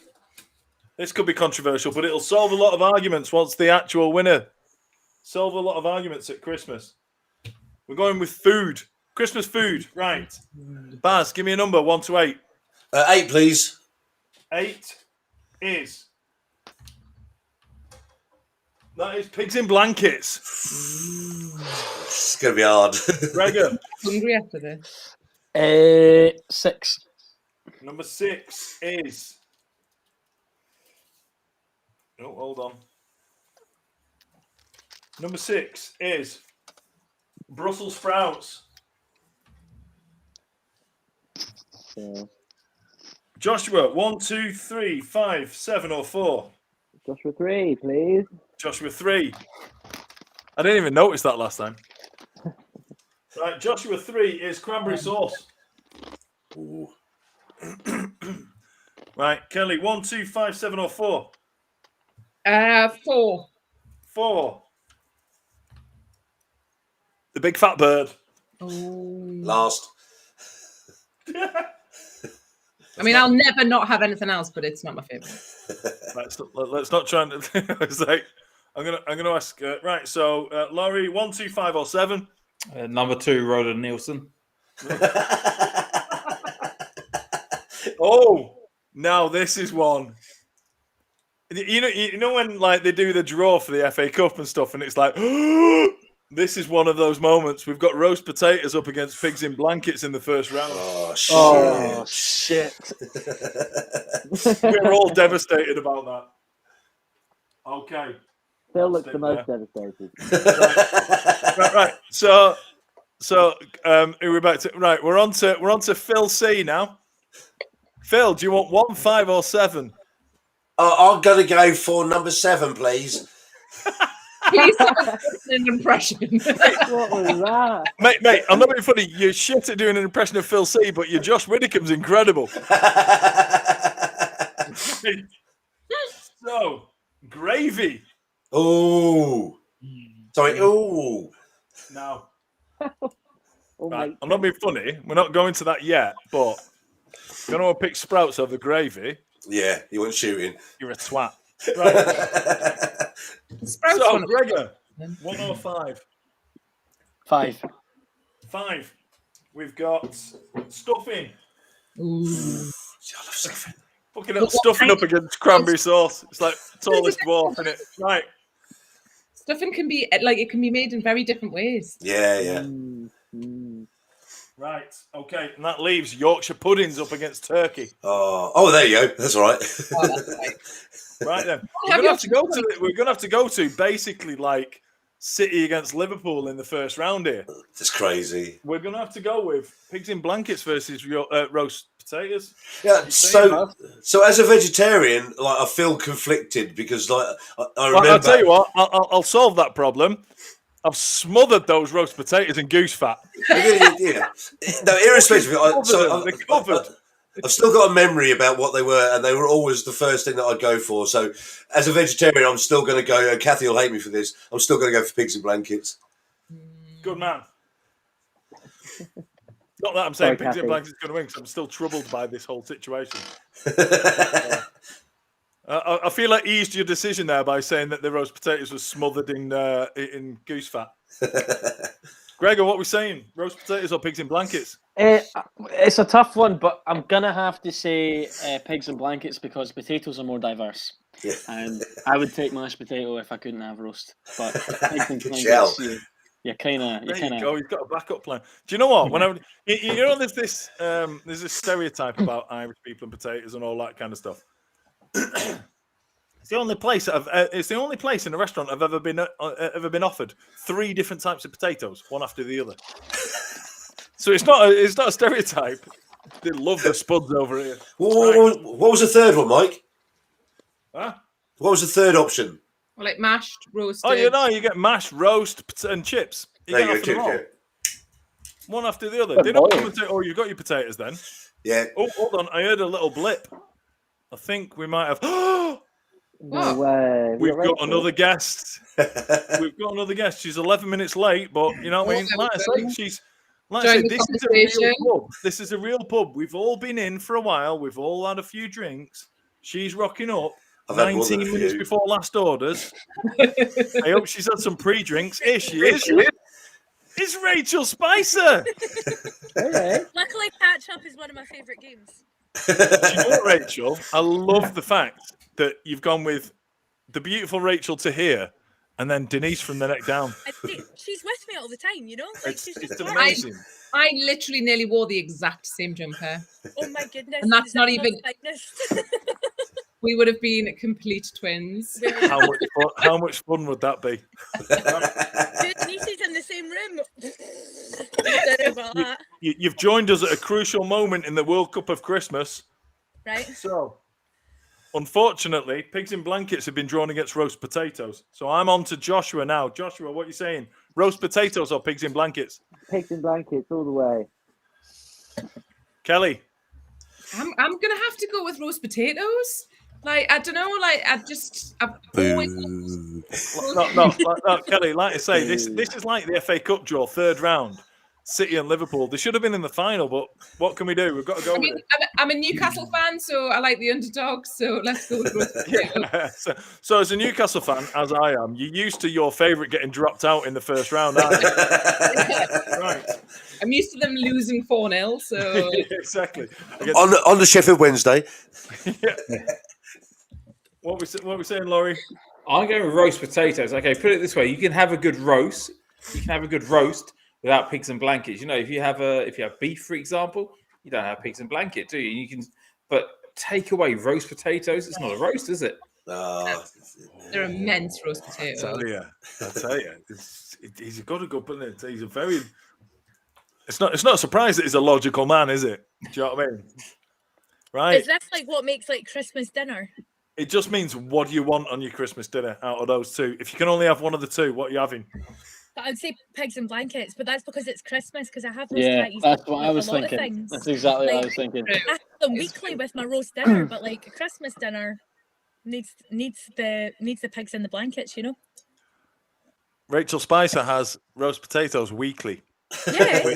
She didn't realise, but it now means that I'm moving in with Rachel. We have a roast dinner every week. When they ask why I moved to Scotland after why I left my wife and moved to Scotland, Do you know this how will to be make that them extra moment crispy? when they say like she said roast potatoes once a week. And if you put them in like goose fat, stop it. Oh, Like, we've gets it put them in crispy. goose fat. We've caked them in goose fat. Yeah. Right, Kathy roast potatoes. Oh, hello. Kathy roast potatoes. Rob Appleton roast potatoes. Emma's struggling. Jill pigs in blankets. Emma's gone pigs in. Emma went there. The two best parts of Christmas dinner, and then followed it up almost immediately with pigs in blankets, 100%. So she wasn't as troubled as we thought she was. I've always Kathy disliked Stewart says she Phil. has He's always trying rice to get with a in the Christmas way, isn't dinner, which is she's not normal. Pigs are going to roast potatoes. Oh, it's the end of the potatoes. And right. Phil C84, what are you saying? I've just realised you've turned up. Well, from Kent, not from Kent. All the people in Kent like raw potatoes. He's definitely not from Kent. Yeah, so I'm going to go for pigs in blankets. He's got pigs in blankets, and it's the winner. Roast potato goes out in the first round. What a tragedy. It's Right. not a roast without roast potato. You know what I mean? You can have roast potatoes. You put anything there, and it's a roast but it's a dinner, Christmas right? I mean, roast. that's how If it this, works. if this conversation was about a Sunday roast, you would undoubtedly have a landslide. I'd be or a with you. landslide. It doesn't work with. A land- It's like yeah, it doesn't. it doesn't work. Okay, so fucking up, right? Can we all agree? We can speed this up by saying it's gravy against sprouts. Oh, yeah, gravy. Gravy, Gregor. Yeah, go for it. Gravy. Joshua. Gravy. Joshua, I didn't hear you. Sprouts, gravy. So sorry, gravy. Gravy. He's sleeping. Laurie. Gravy all the way. Gravy. Okay, you said gravy before everything happened. Rachel. Gravy. Even though you've come dressed as a sprout, what are you saying? Gravy. 100. Gravy. Like we don't need to go to like that's Yeah. That's like Barcelona against Hartlepool under sevens in the first round. Right. Emma Snedden has said that gravy ruins a meal. I think can you block people on this? I've tried to for 20 years. I tried to block her in real life for saying shit like that. You know how much Northern boys love the gravy? Yeah. Gravy's like a meal in itself. Wow. Yeah. She doesn't like wet food. What can I say? Do you know what I I mean? love gravy. Right, we're on to which is the tallest dwarf out of cranberry sauce or stuffing? Oh, that's a tough one. That's Is easy it? one for me. Neither gets on my easy. plate, So mate. easy. Well, so the thing is, it's like cranberry sauce generally is there because it goes with turkey. So, and I don't like turkey. So I said when we did this on the podcast last week, I put stuffing up really high because I love stuffing. So I'm going for stuffing. I'm going to clip that audio of you saying that you put stuffing up really high, and I'm going to put no context in it whatsoever, and that's going to be all over the internet. Thank you very much. What is people's concept of stuffing? Because I grew up with a Canadian mum, and the stuffing I think is amazing doesn't have meat in it, so it's like bread and sage and carrots and onions like stuffed in the bird, and then it's cooked in all the juices. It doesn't actually have like sausage meat or anything in it. Can you save that audio as well, Mike? Yeah, stuffed in the bird cooked with no sausage meat. I'm on that. Gregor. It might be controversial. I'm a cranberry sauce man because for days after, we'll like be snacking on it, and I'll make sandwiches, and cranberry sauce is kind of essential to that kind of Christmassy aftertaste. It'll be not essential to that, like a turkey stuffed with cranberry sauce. Stop debate, Kelly. Pipe down. It's not question time. I think like the meat to condiment ratio probably not for me if I'm trying to keep it Christmassy. I'll have the. Don't forget, Gregor puts the cranberry sauce in his Buckfast on Boxing Day. So. That's not all I put in there. I know, but stuffing in Buckfast is no good, is it? J3. Joshua. J3. Kelly, a stuffing is only worth having unless there's sausage involved. Ooh. Only. Again, another audio I've just clipped. Good. I was trying to give you a good one there, Mike. This is gold here. Yeah. But I'd still go with stuffing, surely. Stuffing for sure. Stuffing for sure. Again, that's my text alert. Right. On Christmas Day, I'm going to send you all a bit of my stuffing. Like how amazing! Literally, like the audio podcast is just going to be this 5 minutes. That's it. That's all I'm going to do. It's just innuendo overload. Kelly, you're saying your mum's stuffing. Yeah, my mum's stuffing. Thank you. Thanks for repeating that. That'll do. Laurie. I mean, cranberry sauce is rank. I mean, it's just rank. So stuffing. Stuffing's great, but even if it wasn't, no way cranberry sauce. So we're about to find out whether the Scottish are being partisan here. So let's see what's Rachel. Rachel, what are you doing now? Stuff me. Okay. I'm not a fan of cranberry sauce. Why do I want fruit in my Christmas dinner? It really is Christmas, Rachel. I need to thank you all individually for the tremendous audio clips that I've got from this round. It wasn't planned, but thank you all so much.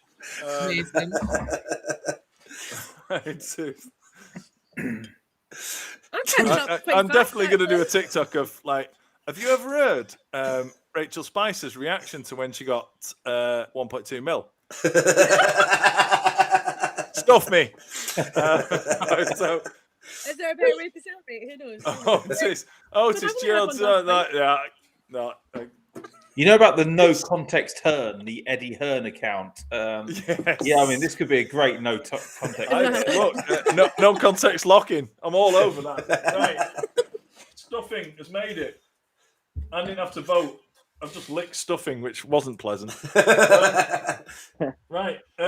Turkey versus Yorkshire puds. Right, there's no Baz, contest you're up. here. Right, I- so Go on. you don't have Kelly, Yorkshire- it's not question time. Pipe down. I'll come to you in a minute. You have Yorkshire Stop pudding. trying to influence everyone.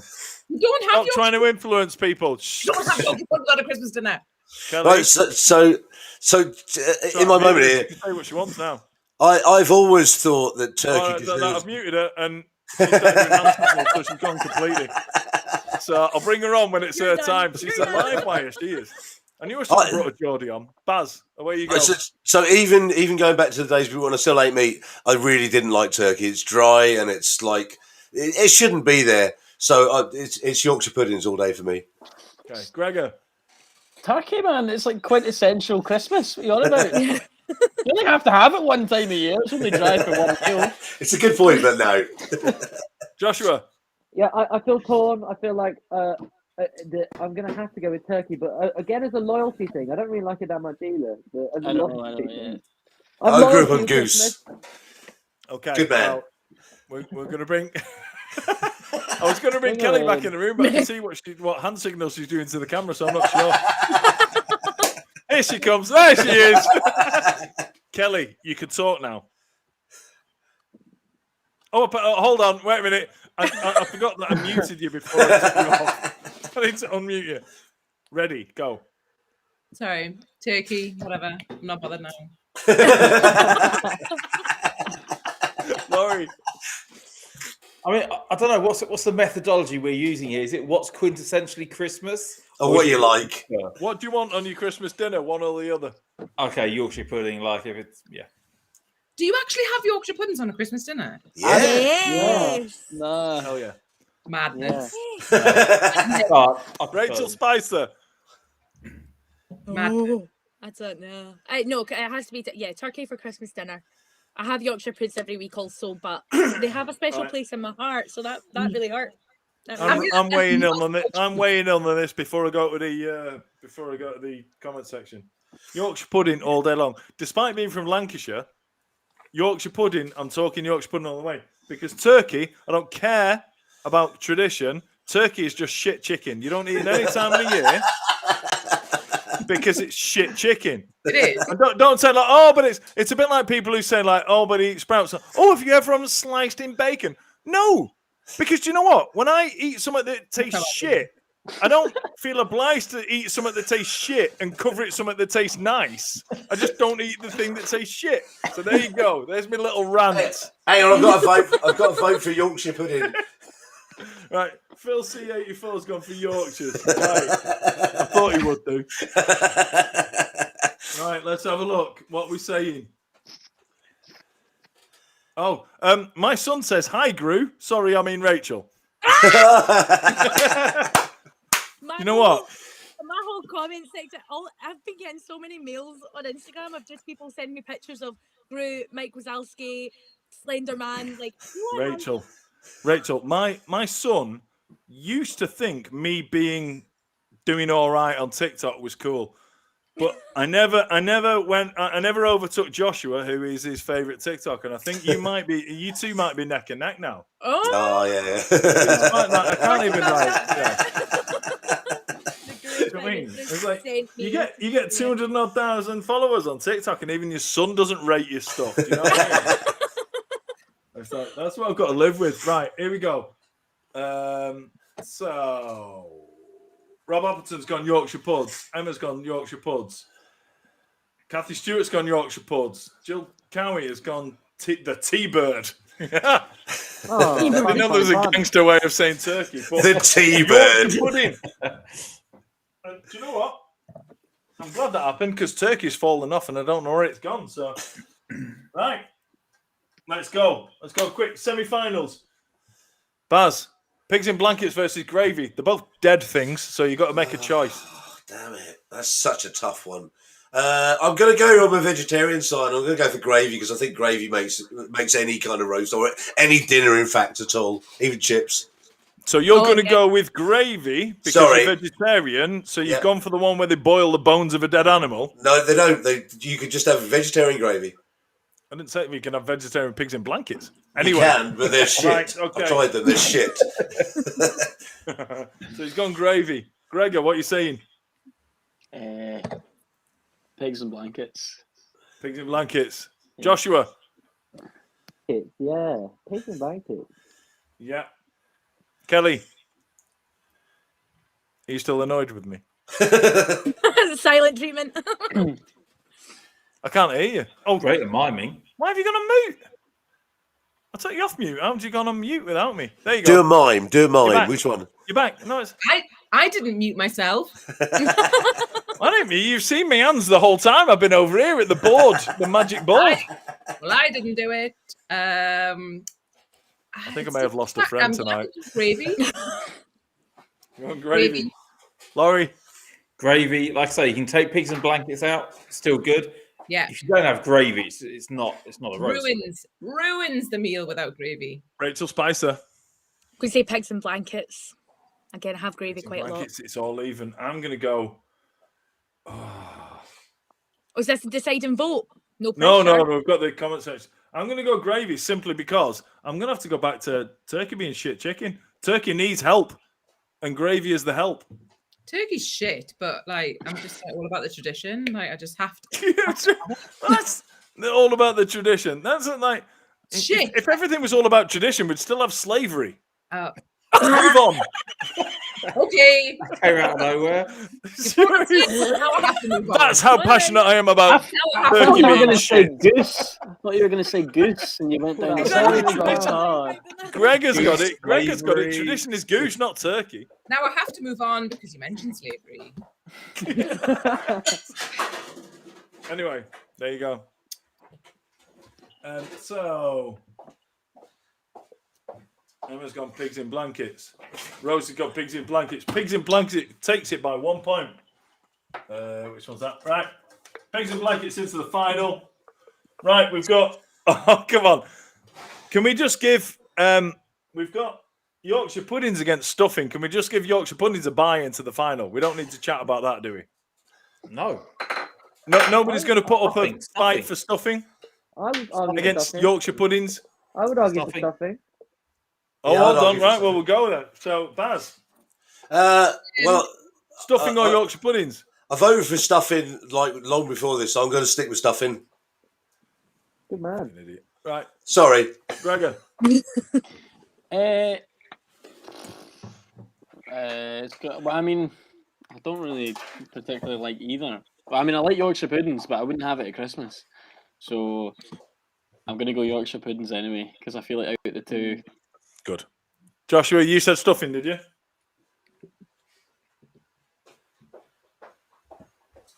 You I know, don't hear you, Joshua. What are you going? Another silent stuffing. Stuffing, okay. Kelly, you gone stuffing? stuffing, please. Yorkshire pudding's only for beef, so yeah, stuffing for me. I love how proper you are. Yorkshire pudding's only for Just like- beef. Yeah. I tell you. No, you just said. Is When Yorkshire else- pudding's only for beef? Is that like a rule? That's the rules. Apparently. rule. Yeah. Pigs No, and it's blanket not. for poultry. That's Laurie's rule. Yeah. Rachel, you Have I gone been getting Yorkshire? it wrong? Yorkshire's.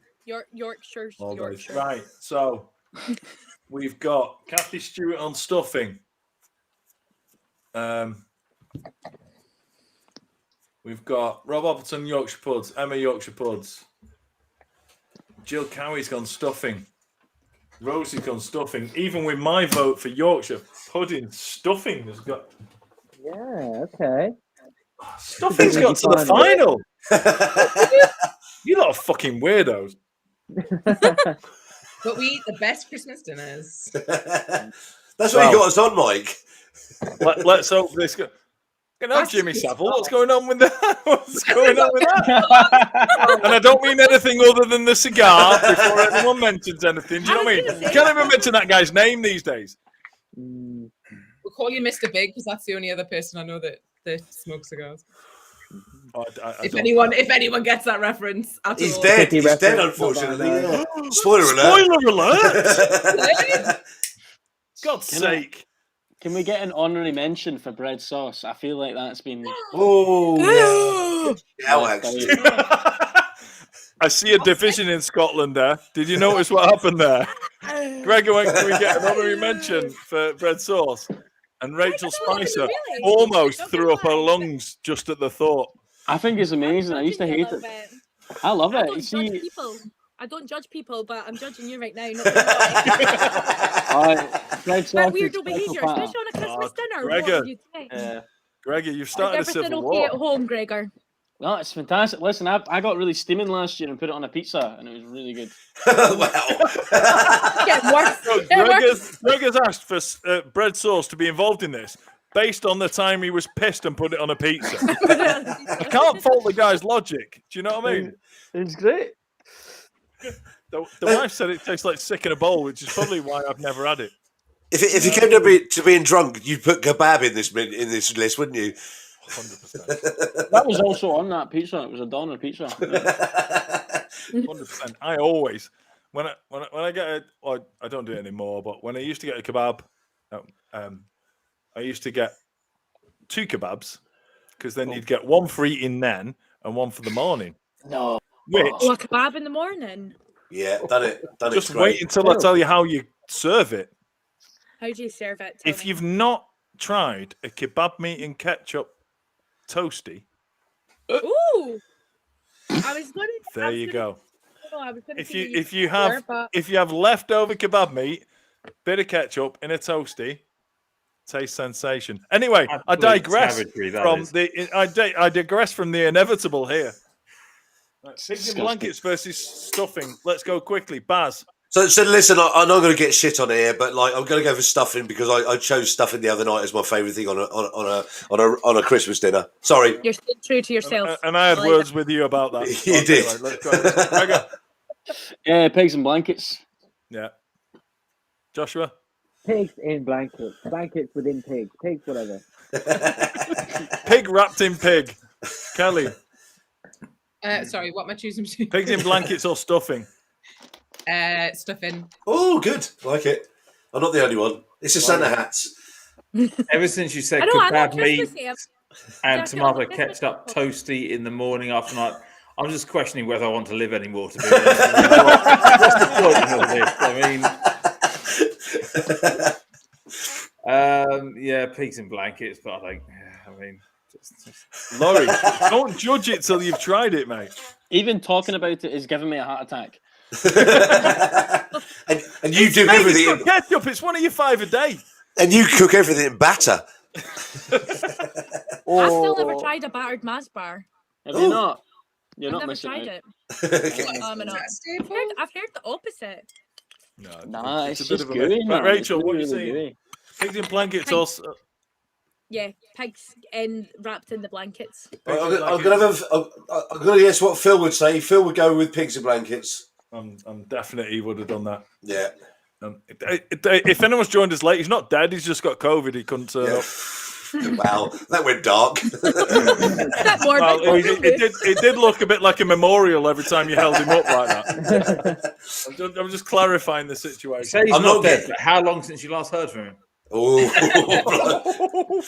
You say I turned it dark. I know he's not dead because I'm not going to get a tattoo on me. Get a tattoo of him anytime soon. So, Right. Would you get a tattoo of me if I died? Oh, 100%. Oh. Stuffing. And yeah, so they weren't the casting vote for. Apparently, both of my dogs have voted for pigs in blankets. There, but Yeah. even if they My dog have voted for being in that stuffing, too. pigs in blankets have won that one. That is the winner, right? Kilted sausages from Gillian Carrot. I like that. That's a great. Kilted sausages. I do like that. Wait, I That's can't right. see Scottish the team chat. that won't end. This Scottish team has got to end. Scott talk. Scott, Why Scott, don't you Scott, Jack Scott. Scotland?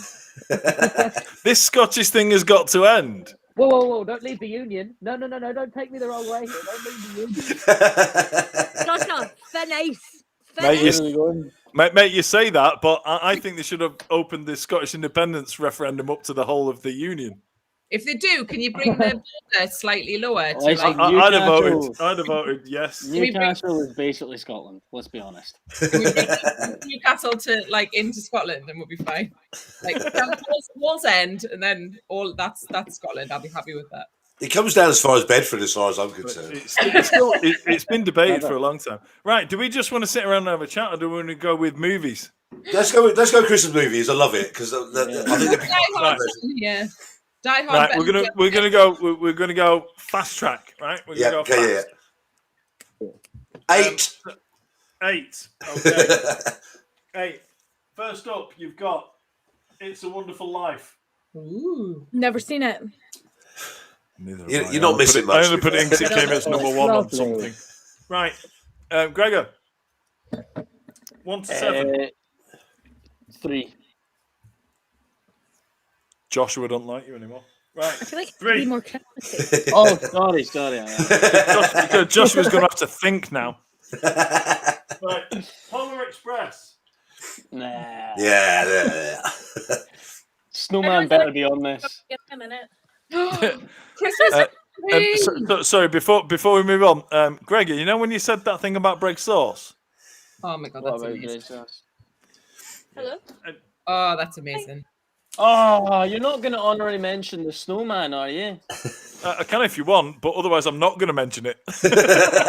Oh wow, Right. Rachel. Yeah, I was going to say, can we just have a moment for She's Rachel? just like, I'm not. Look how, Sorry, my how mum's just appeared amazing in my that room looks. trying to see how she can watch. She's not very so. I know. I just felt unchristmassy, and everyone else is Christmassy. Like we've got the Lidl's top, we've got the Santa hats, we've got the baubles round the neck. I was like, I need to step up, don't I? You've just gone to 1 million on that. Yeah, What? exactly. than Gone 0 to 60 in 4 milliseconds. Right. Laurie's Joshua. gone. Laurie Laurie's decided gonna that he wants to find do Sheffield something. Wednesday as a man. Laurie's definitely. I reckon Laurie's going to come back with a pig in a blanket as a moustache. Or smeared in a Christmas pudding. Or I just don't like the put it on Sheffield his head. Wednesday look. Oh, that was great. covered in gravy. Hey! Hey! The toppings off in 3, so there we go. There he is. That's Joshua. Christmassy. Joshua, in the absence of number 3, what are you going with? In the absence of a 3, I double it to 6. Good man. Sadly. Good lad. It's like Smart. playing shut the box. Really 3's already gone. lights. Think of it like that. Number 6 is Die Hard. Oh, that's not a Christmas movie. Even Bruce Willis said it wasn't a Christmas movie. Bruce Absolutely Willis is a said Christmas it wasn't a movie, Christmas movie 100%. because he went, it's not a Christmas movie, it's a Bruce Willis movie. But the director said it was. So That's like It's saying Harry based at Potter's a Christmas time Christmas of year movie. because everyone comes together for a Christmas party. That's Yeah. why it is definitely set at Christmas. So I think somebody said the whole premise in the movie wouldn't have worked without Christmas I saw because that there on wouldn't have been TikTok. that many people in an office at that time of night without Christmas. You saw that on a TikTok. Was it probably the same TikTok I saw? TikTok's very educational. Yeah. Everything I know I learned from a TikTok. I've forgotten everything from 2 years before. Yeah. I Was that literally, what- like, I've learned more I- on TikTok than I did in high school. Oh, 100%. But does anyone in like the normal world go, oh, I read this on an article? No, not anymore. I've learned so much from TikTok in the last 2 years. Most of it's bullshit, but that's all I believe anymore. Yeah. Right, Kelly, what are we doing? 1, 2, 4, 5, or 7? 2. 2. You've gone for the Grinch, and I mean the good one. The good one with Jim The good one Carrey. there, the OG. The Jim Carrey one. Oh, by the way, I quite often cite Laurie as like if you haven't heard it on TikTok, you need to see Laurie because like he's the most educated person I know. Oh, don't know about that. I'm a Look at the rest of us on here. Laurie, 1, 4, 5, or 7? Let's go 5, Peter Shirtliff. Right, Peter Shirtliff is Love Actually, Oh, I love actually. and that's up against It's a Wonderful Life. Oh, good. That's a Gregor bias. mentioned the Snowman earlier. Has anyone watched the Snowman this year? I've seen it. Yeah. I mean, I watched it again this year. And I forget every single year. It's brutal, the ending, especially when you watch with small children. Yeah. Absolutely brutal. I mean, it's Spoiler alert: he melts. Right. It should have an 18 warning on it, I think. It's bad. Mrs. Christmas Tree, 1, Yes. 4, or 7? 4. It's ironic that I've got 147 because you're triangle shaped and you've got what looks like snooker balls all over you. So number 4. Bubbles. Christmas Number bubbles. 4 is Elf. Elf. Good one. Ooh, Phil's this is back. a difficult round. Phil, what are we saying? 107. Let's go. Let's go for number 1. Sorry, Josh Widdicombe has gone for number 1, which is Home Alone. Oh, Home Alone up against, and number 7 is Gremlins, oh, that's all right. Yeah, it's all right. which I brought in for obvious reasons. No snowman, but you've got gremlins. Controversial. Gremlins is a Christmas my movie. Christmas It's film about week. Christmas. It's about It a is. present at Christmas. I Yeah. refuse to watch Gremlins though because I can't deal with like cute You can't even like see the animals stars. having personalities. You can't deal with cute animals with their personality, but you can deal with them when they go green, big fuck off things and start harming people. And yeah, you're on our The podcast, Grinch never Kelly. harmed anyone. Who didn't? Can't deal The Grinch can't doesn't deal with harm anything. Gizmo's too cute and I refuse to watch it. You can't deal with cute things. You're not a fan of cute things. You hate your dog. It just makes us too sad. Like I can't watch ET. Like ET makes us like physically upset. Like just even the thought of ET. I just can't do Right, it. here's a spoiler alert for the Yeah, TV go on. show that me, Baz, and Joshua were in. Look for the ET moment. I can't Better say any believe more the than that, ET. but I'm when it excited comes for on this to air. telly, look for the Won't watch ET it if it's moment. ET. If it's ET related, I won't watch it. Here, when it actually comes out, we should just all meet and watch it together. Get drunk. Yes. Yeah, but then they I might miss- edit I it miss together and make me look Sanchez like a turning twat. So I want to hide away when that happens. Editing. Did they edit that, or would that just be the real? I think Yeah, I don't want to be in the same room as Kelly, Mike when he you've sees what I've said turned. about it. You've turned, Kelly. It's shows- your it just fella shows still in the you my chat true section. Can we friend. get that? Can we get that line taken off, Kelly? Can we have a word? Right, cut here, that we're going little into. That just shows you my true friend when I start. I hate you. So it's just fallen off. We nearly had roast potatoes against Elf. Elf. Roast potatoes. Yeah. Oh. Oh, I tell you what, there might be a fourth round in this. What would you rather have? What would you rather go without at Christmas, Elf or roast potatoes? Anyway, right, first round, quick guns. It's a Wonderful Life versus Love Actually. Baz. No contest, Love Actually. Love Actually. Gregor. Love Actually. Joshua. Actually, all the way. Love Actually, all the way. For Joni Mitchell. Kelly. Love Actually, 100%. Laurie. Love Actually, because I've seen it. Good answer. Rachel Spicer. Me too. Love Actually, because I've seen it. Oh, I see. We don't need to go to the chat section. We're going straight on. Everyone Love said Actually's Love in there. Actually is fine. I've just licked the back of Martine McCutcheon. Right, let's go. That was, Oh, she's a fucking twat, by the way. I'm just going to say that right now. I'm sorry, Mike, that was far too slow of a lick. We don't need to I have a Martine I only McCutcheon licked her back. twat. When I only licked her back. There's nothing It was still sexual wow about wow that. wee woo. It was still wow wow wee woo. This is PG. Baz, I want that PG. story, man. Oh, I'll tell you, she's a fucking idiot. Right. Anyway, let's move on. Yep. So, Polar Express versus Elf. I could have What? tried to sway the vote by saying pedo train driver versus an incredible film about an Elf. grown-up elf. But anyway, Right. So, Mike, Right.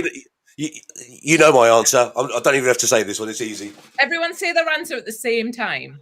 Right, 1, 2, 3. Elf. Elf. Ah, I hate myself. everyone said Elf, didn't they? Yeah. Yeah. Elf. Apart from Rachel. I know. I was thinking like Polar Express, but then my brain then automatically went to Elf because then that must be like the true feeling Do deep you know what? down. Even if Polar Express had beaten Elf, I would have overruled it. Sorry, Laurie. Laurie wants to speak. Number one, I've never seen either. Number two, I agree with Gillian Cowie. Why, Baz? I want to know. Why do you hate Martine McCutcheon? I really need to know. Yeah, we Okay. need that story. Have we got time? Okay. We'll come on to that after We'll do this. it after. We'll do it This afterwards. is taking long enough. Let's get this done, and then we'll come back to chatting about Martine McCutcheon. Anyway, What a cunt. even if Elf had lost the vote, I would have put it through because that film there is full of cartoons that look like humans. They're too humanistic to be cartoons, and they're too cartoony to be humans. And he looks like he should be signing some kind of register. So that's why he would never have got past square one. Tom Hanks is a national treasure, though, so let's not Yeah. say anything bad about Not a Tom national Hanks. treasure, but yes, absolutely. a national treasure. He's an international treasure. National treasure. In that Die film, Hard you- versus Home Alone, Baz. Sorry, say again. Die Hard versus Home Alone, quick fire. Oh no. Quicker. Tough one. I do think Die Hard is a Christmas movie, but I think as a pure Christmas movie, Home Alone. Gregor? Home Alone. There we go. Home Alone. Ah, nice. That's the Scottish. Him Alone. Home Alone. Him Alone. Right. J3. J3. Home Alone. Home Alone. Kelly. Posh compared to him. Just say in my most Geordie accent. Home Alone. Home Alone. Home Alone. That's it. Laurie, have you seen either of them?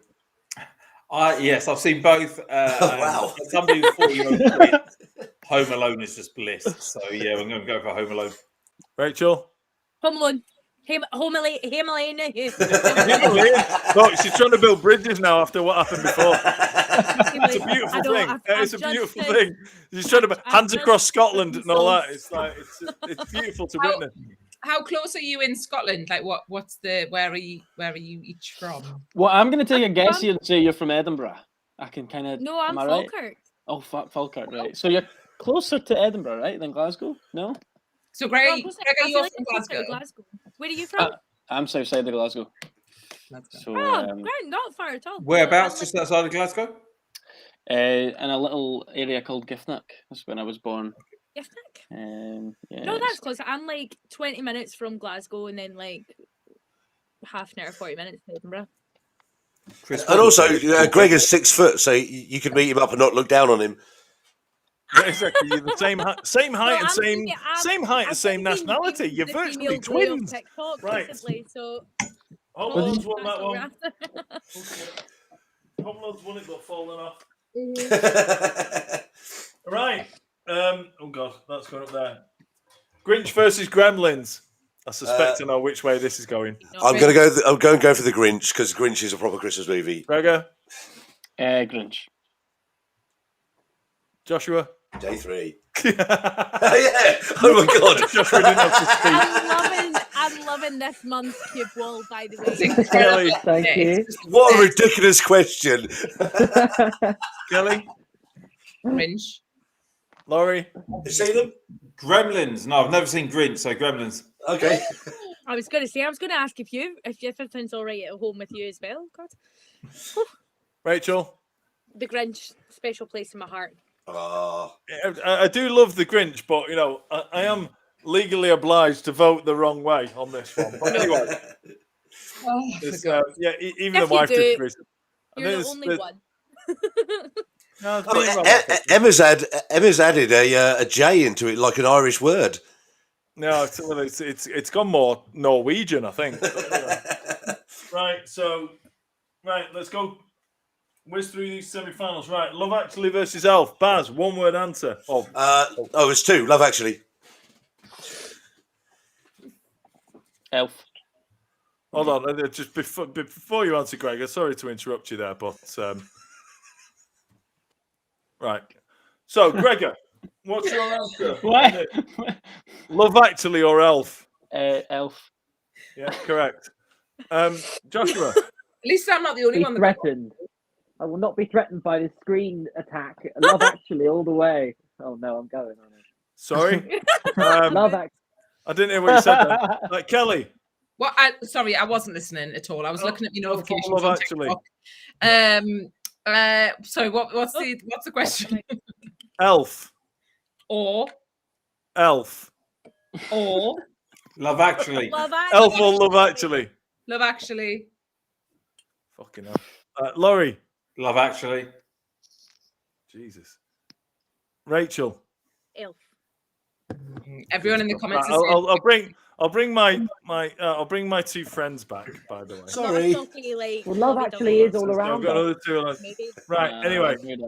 What about Love Actually? Oh, Jesus Who's Christ. Sophie? So we've got Otis, Elf, Emma, Elf, Kathy, Love Actually. For nothing more than Emma Thompson like receiving that Love that Actually, Joni Love Mitchell Actually. CD.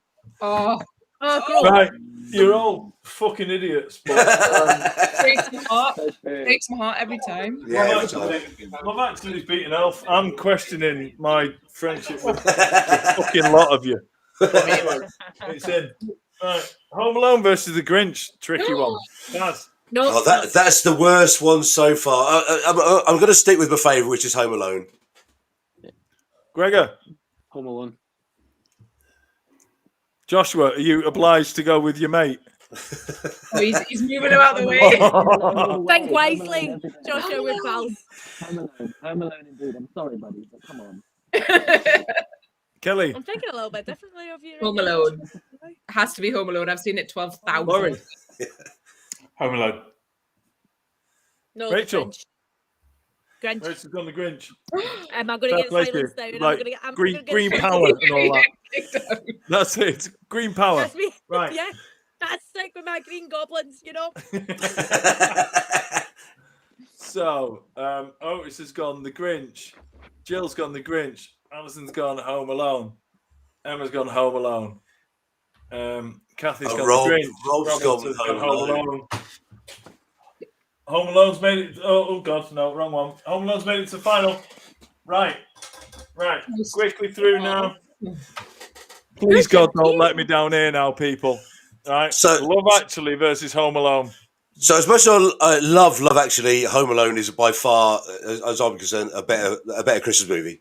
Thank God we can carry on being friends. Gregor. Home Alone. Home Alone. Joshua. Love Actually. Oh, I love you. What did he say? I didn't hear him. It's Love Actually. Yeah. What did he say? Love Actually? He said Love Actually. Yeah, Love Actually. All right. It's Well. around there. Kelly.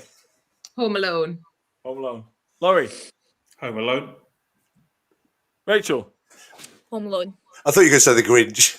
I've got Home Alone. Yeah, no, the Grinch. Alison's gone Home Alone. That's been my acting goal since I knew I wanted to be the actress. Was I want to be the first female Grinch. Universal Studios has still not got back to me. So I am still hopeful that they will cast a female Grinch. Okay, so the final results have been counted. Love Actually got 2 votes. Chitty Chitty Bang Bang got 1 vote. Did I miss that? Home Alone wins with 9 votes. It's a good winner. It's a good winner. Thank the Lord that Home Alone won that one. So brilliant.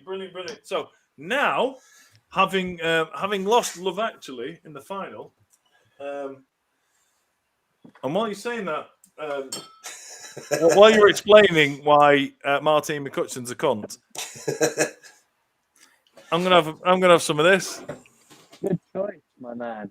The I have captain. somehow managed to finish a bottle. And I know. I've finished my bottle and I'm not opening another one. I was yeah. So I've been bullied. I've been bullied into this in our time away in the hotel together for no reason. Baz's pub. Wine in the fridge upstairs, please. If Kathy, if you're watching this, if you can bring up the bottle of wine, that'd be great. Let's see if she's watching. Oh, you're so lost in showbiz now, Rachel Spicer. So Baz, I've got a question. As the expert of Morgan Spiced, because I'm such a newbie. Yep. Should I go with vanilla Diet Coke or regular? Oh, everyday vanilla, because it's just a game changer. Every day is a game changer. Wow, not trying that. Kathy Stewart just said Donald Trump was in Home Alone. He was in Home Alone 2. 2, yeah, he was in Home Alone 2. Yeah, so we can all vote for Home Alone without fear of supporting Donald Trump. Yeah. And we've got a new commenter, I think, as well. So I think we need to mention her. Alison Gibson. I don't think she's. Oh no, she's been there before. Okay. So. So that's Ali G I from TikTok. think she is. She is the only one in the States. Tina and Max were here earlier from Indiana, and Alison's from Arizona. Okay. Right. So yeah, Baz. While I'm making myself a drink, Go on. Do you want to expand on Martin McCutcheon as a cunt? So I'll keep it quite short. Back in the days when I was working as a doorman, we had a charity evening at the nightclub I worked at, where like a large number of the cast of EastEnders came because they were playing a football match at Rushden and Diamonds the following Sunday, which is the day after. Was Martin McCutcheon a centre back? She fucking should be. And also, so she was one of the cast at the time. They turned up. I was given the task of being the person that escorted around the club, and I would spend the whole evening like with the other cast. Oh, by the way, who played Phil Mitchell? Steve McFadden. Oh, mate, he had to go home at like 10 o'clock because he was fucked, proper wankered. Anyway, the evening went on, and every time people came up to Martin McCutcheon and said, "Oh, can I get an autograph and a photograph?" She was like, "Oh no, I'm too busy. I'll do the voice. It's Phil's voice. Yeah, no, it's all right. I won't do it." So anyway, why did Phil C answer Martin McCutcheon's question? I don't understand. So anyway, the next day, I was invited to go to the charity football match at Rushden and Diamonds, and when I went out to get some food, I was sitting next to Martin McCutcheon, and I just quite pleasantly said, "Oh, did you get home all right last night?" Literally because I'd spoken to her. I didn't expect her to remember me, but she turned around and went, "So are you after my autograph?" And I went, "Oh, no. I just thought, yeah." So anyway, she kind of walked off in a bit of a huff. And the next thing I see her talking to one of the security guards there, and she's pointing at me and talking to him. So he comes over and he says, "Are you supposed to be here?" And I said, "Yeah, I'm invited. I'm supposed to be here." And he said to me, "Can you stop like harassing like Martin McCutcheon?" I was like, "You fucking wanker." What? Lost in showbiz? Go fuck yourself. Wow. What a knobhead. Do you know what I mean? I was just being pleasant. So basically, she's telling the same story, going, "Yeah, this guy who worked on the door came up to me and said, 'Did you get home all right?'" Did you get home You know what I mean? It's a bit like, you see films from two different perspectives. She's probably still traumatized about this weird bouncer who came over. Did you get home all right? I kind of know you did because I didn't even have a beard at the time. Closed So. at 1:23 a.m. So yeah, that's the reason I just fucking hate her. Okay. Good to You know what? Good to know. Martin McCutcheon is on. Martin McCutcheon has a podcast with a load of her mates now, saying why Baz writes a cunt, and it's the same. It's proper like thing from the other side. Look, Mum must have been watching the podcast because. Oh, there you go. Hey, hello, Merry Christmas. Hello, Mum. Dream. This is Kathy, by the way. What an Hello, absolute Kathy. dream. You got a tree on your head. What an amazing mum you've got. Yeah, matching. I'm not interested in her first name. I'm going to call her Mum. Mum. Kathy, can I ask you a question? Oh wait. Okay. So, It's not about Martin McCutcheon, is it? No, it's not about market. So, Kathy, do you also have the spice of chins? No, the double chin. I can't do a double chin. Yeah, can you? Right. Hey, she invented it. She invented it. Rachel stole it. Oh. We'll leave it with Rachel. I used to do the chin like when I was like younger, and you would always shout at me in photos. So no, I mean. Amazing. Right, we'll leave you. I'll go back down. Thank you for watching and bringing me the wine. Oh, that would be nice. Bye bye. Because it's a screw top, Rachel. You've not to drink it all.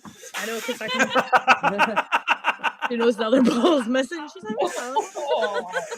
Screw top, Rachel. You don't have to drink it all. Screw top, it can go back in the fridge. I did say I would play catch up. That's the most. Wine in an hour. Is Kelly trying to hide? Oh no! Oh, look! Oh, wow! Kelly, I thought you were trying to hide, and then look, you brought. I thought she was taking the rubbish out. To be honest, like.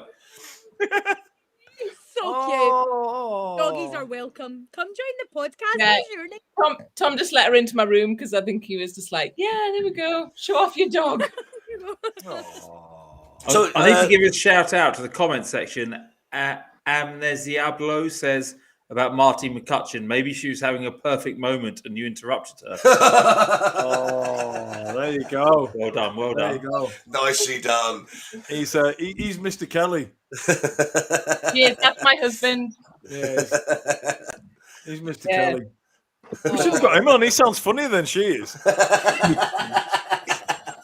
Tom had a podcast for about 4 years, a retro gaming one. So yeah, if anyone, I'll do a little plug for him. If anyone wants to watch Gonarch's Lair podcast, there we go. Search for it on. Mike, can you put the top comment on? Search for it on a ZX81. Yeah, well, it's whatever. Mike, can you put the top comment on a caption? I don't know which one. It's the top one right now. Yeah, I just seen that. Which one? It's from Christopher Rademacher. Okay. Christoph, sorry. So, request. I'm a little bit drunk tonight, and I'll shave my head if a woman smokes with me live on stream. Brilliant, Rachel. You got it. Wow. What? No. It won't be me. No, I don't. No. So Christoph, I'm the only one smoking here, and I've got nail varnish on. Would you do it for me? Yeah, we shave half your head. Yeah, there you go. It's a massive compliment. I love it. We shave half your head because Baz is metrosexual. Joshua, can you go get your alter ego out? Well, we go to Jocelyn. Joshua, you have an Oh. alter ego. You have an alter ego, and I did not know this. Oh. I don't know this. Joshua, do you have an alter ego? My name's Jocelyn. I just back on a wig and be a woman. But I'm Wait, I can't. Yeah, I can't hear you. Jocelyn. So yes, Jocelyn. Wait, yes, no, I know about Jocelyn. Yes, fine. that's all. I thought there was another one there, and I was going to you have an alter ego too? Joshua, all I'm saying is like Denise, Jocelyn. Next time I'm in London. Get together. So I'm just interested. Just let's go back to Christoph Rademacher. Does Kelly, do you or Rachel have any cigarettes in the house? No. Sorry. Rachel, do you smoke? No. Oh. I was going to say, because I'm quite willing to send in the link to be on here. Because that would be a great way to finish this podcast. Apparently he's ready. If one of the women on this podcast tonight smokes a cigarette and a man shaves his head alive. I thought he was offering money. I'm not gonna smoke for him shaving his head. Like I'll smoke for My like. brother might have one that I could borrow, but again, no money involved. Well, apparently he's ready. Ready for what? I'm a bit concerned. Whoever is commenting, what's his name? Christopher. Don't get Christoph. That easily. Christoph. I don't get that away that easily. I'm a bit worried that if we get him on here, and we go, yeah, let's do it. Like one of you two lights up a cigarette. He comes on and he's got clippers in one hand and he's gentleman vegetables in the other. I tell you what, man. He'd have a terrifying thing. Terrifying. I'll be scarred for life, so let's not do that. Yeah. That's the only reason I'm not making this happen. Yeah. Well, Christoph, you'd have a field day in a smoker's area, buddy. You'd walk away with no eyebrows, the amount of women you'd see smoking there. Go out. Well, I'd like to vote for that being the most bizarre comment of the evening, and we've had some already. Amazing. It's amazing. Christoph, where are you from? Is this ASL. I'm gonna get this chat up. Wait. ASL. Now, like I have no concept. Are we on Twitch? Like, please. Christoph is from Berlin. No, We're on Twitch. It's from Berlin. Let's try and steer this back to. Any plans for the summer? So is anybody? Nope, no plans for the summer. All right, I'll start. Okay. Makes sense. It's from Germany. I don't have something in German on there. Anyway. Feed the same pet. Does anybody have, like, I mentioned this earlier on the WhatsApp thing, but does anyone have, like, a bit of a thing that your family does at Christmas that everyone else that you don't know thinks is a bit weird? Because I don't know if I mentioned this on the thing, but I remember working with a guy when I was working at Kellogg's years ago, and he was quite senior, and he said, like, oh yeah, every year we play. That Nuts was Under so the Blanket. polite. I'm sorry, that was so polite. He was quite senior. That was so polite. Yeah, no, Sorry, just had to mention that. no, I mean he's old. I mean he was up at that high in the company. I don't mean he was. Yeah. Oh, I wasn't being polite. I wasn't being polite. I'm just saying. This guy was like, you mistook me for being polite by saying this guy was quite old. No, he's not polite about me. No, Baz is very senior. But, I'm not saying he was. I'm not being polite saying he was quite old. I'm just saying that this guy was high up in the company, and that's what made it weirder. Okay? So what did you say? What did you say? He said, "Does anyone else play Nuts Under the Blanket?" We're like, what? I said, yeah, Nuts Under the Blanket at Christmas. We're like, what? It was like, it's like you all line up, the family line up, you grab a Brazil nut, and you put a blanket over your legs, and you pass it between you, and you have to guess who's holding the Brazil. You're just going, no. My charger in. I joined this conversation at a very strange time. It's just like, no, we didn't do that. It's just like, no, it's great because you get like all the like grandparents, the adults, the kids, everyone. You're just passing this nut on it and just like, who's got the nut? No, we didn't. That's a bit weird. Yeah, a bit weird. That's very weird. Yeah, exactly. And the thing is, though, that he must have done it for decades to think that everybody else did it. You know? I love the way he said, "Oh, you know." Like I say, that's the reason I said he was quite senior. He was director level, and he just came out with it like it was just the most normal thing in the world. It was like nuts under the blanket, and we're like. So Tom said nuts in blankets. Yeah, that's my favourite Christmas dinner. Yeah, but it did for people who don't like sausages. No. It's got nothing to do with Christmas, but it kind of reminds me of the story about how my brother almost had his testicles removed by the NHS. Okay, please carry on. We haven't got time for that, Laurie. I'm sorry. Fair enough.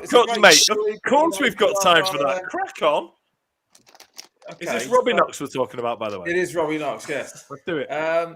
So he basically, woke up one morning, had a pain down there, went to the doctors. They said to him, okay, you know what you've got is twisted testicles. Okay, the wires, the little pipes have got twisted around, and so what we can do, we can either perform a small procedure on you now, or we can put you under general anaesthetic. And my brother's like, okay, what's the small procedure? Well, what we'll do is we'll slice the sac open. We'll untwist them, and because if it happens once, it will probably happen again. We'll staple them to the sack and then stitch it up. And my brother's like, "Yeah, no, fuck off." That is not. That doesn't sound like something I want to be awake for. Look at Joshua's face. That's not going to happen. God, what? Sorry, I don't even have balls. Literally, I just heard the word nuts. Rachel Spicer's face. Rachel Spicer out of everyone was going, "Oh," like that. I don't even have balls, but that hurt me. So, anyway, they arrange for general anaesthetic. Operations on the Friday, but they say to him, you have to go down on a Thursday and speak to the hospital and speak to the surgeon. Okay.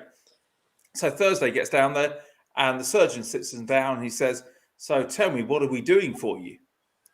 And my brother's like, well, I don't know the exact term, but he describes what's happening. And the surgeon says, you mean we're not removing them? And my brother's like, no, you're not removing my testicles. And he goes, this is wrong. And starts typing away his computer. So, anyway, the surgeon carries on talking. And they say, but what's going to happen the next day? And my brother's like stops him after a couple of wait, sorry. this is all a bit blasé. Can we not find out why, you 2 minutes ago you thought you were removing my testicles? Can we not have a chat about it? Can you not talk to someone and find out why it's... Anyway, he goes out.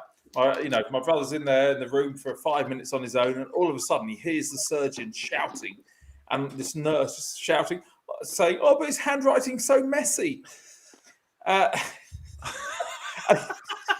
apparently the medical term for the two procedures is pretty similar. But anyway, the surgeon comes down, and what's great about this is, so they carry on with the chat.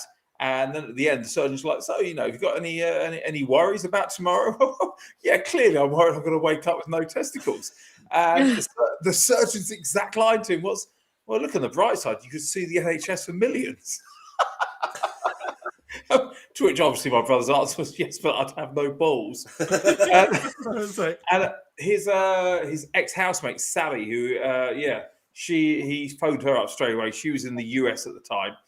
And she got on the phone to a load of T-shirt makers near where he lived to get one hand delivered, so that he had his bright orange T-shirt when he could go into hospital the next day. "Stop! ! Don't cut off my balls." So there we go. Anyway, wait, did his balls end up getting cut off? Sorry? Did his balls end up getting cut off? No, they didn't. And you know what? He had his third child 9 months and 2 weeks after the operation. As my brother put it, first go on the new balls. New balls. You know that thing where, when they're about to remove someone's limb in hospital, they really write on it in indelible pen, "This one here." I bet he got a massive pen out who's writing on both his balls, "None of these, please." Neither. In massive letters. Wrong ball. As he was walking, he said literally, a member of the cleaning staff would walk past and be like, "You're not cutting on my testicles. It's just untwisting. Like anyone who walks past." Wow. It's like a puzzle. It's not like a race, Do you know, Laurie? I was gonna ask you if your brother would be up for doing the podcast, but now it just feels like it would be like we would have talked about his body. We don't. It's about the soccer EM and the brewing and all that kind of stuff. It's still his bollocks. Yeah, I'll ask him. But yeah. Just because I keep tell me that story before I ask you. So just because I keep looking at everyone's attire, and I can't help but being completely drawn in by Joshua's little elf outfit. I just think he's, I'm going to vote for him as the winner of this one because it's such a good outfit. Wait, I've not got my star on. I feel like I'm. It's definitely between Joshua and Rachel, 100%. 100%, yeah, for sure. I literally just threw a Santa hat on. I need to win, but I have couldn't to think be of in anything the else. draw. I have to be in the draw. Yeah, but Rachel, that little jumper though. Joshua should just win because of his Rubik's Cube Grinch. That is just the most incredible. Miss Wall. Also, this has been my favourite. The Grinch, 110%. Either Joshua can't hear us, or he's the most nonchalant person in the world. Yeah, people hearing that? Are we bored? I was actually going to take Everyone was picking him up, and he was just on his phone going, He was just "These people are dickheads." Oh, no, sorry, I'm interested in that company. he sent a message. He sent a message on WhatsApp which says, "I'm so sorry, I cannot understand anyone." He means obviously Gregor, and nobody can hear me. I simply just leave. Gutted I've missed the story about balls from Laurie. Oh, bless him. Oh, man. I'm just going to say, Joshua, I'm heartbroken. I think best outfit was my dog with her little antlers on, and said, Luna gets my vote. So Luna with her little antlers on is my vote for best outfit. Luna gets my vote as well. Yeah, she Although to be fair, I get my vote. I get my vote because Gremlins didn't get as far as I wanted them to get in that. Yeah.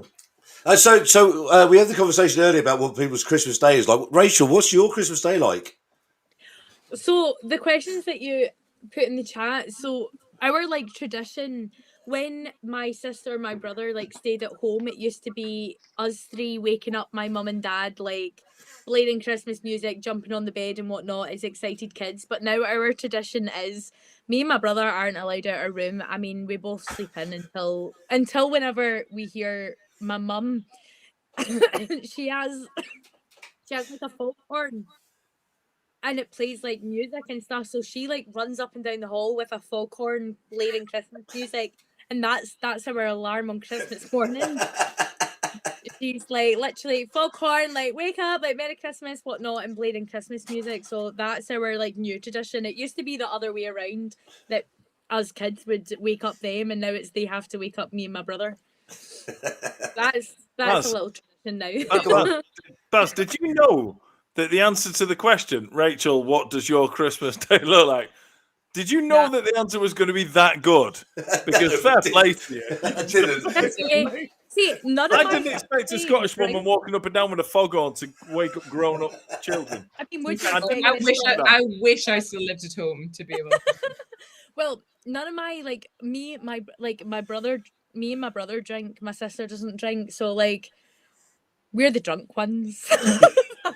So after that, me and my brother, we're the drunk ones. My mum's like, I thought you weren't going to take it too far this year, Rachel. And honestly, I think this year, because everything's been locked down, I'm probably going to end it green and dressed as a Christmas tree.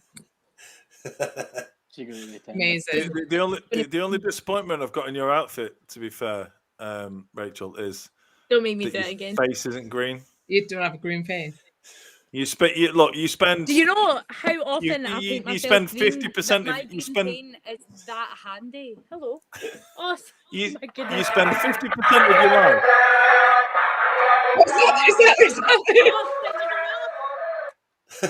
How was that? And be like, this is the foghorn that she runs about the house.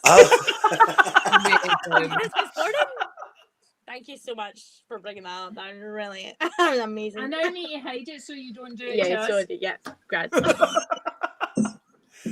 I love your mum. She's my favourite mum, and I've got one. I don't, so I need one. Amazing.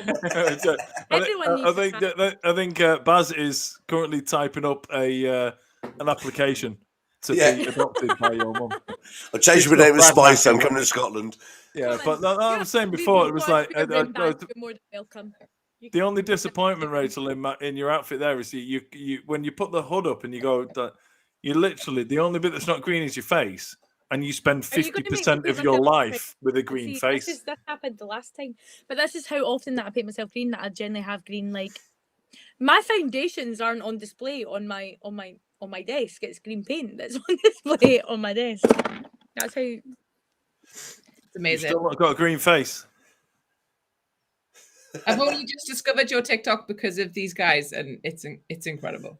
She's amazing, isn't she? She's so funny. Do I get a bald cap? Like, do I do a bald cap, or do I just do?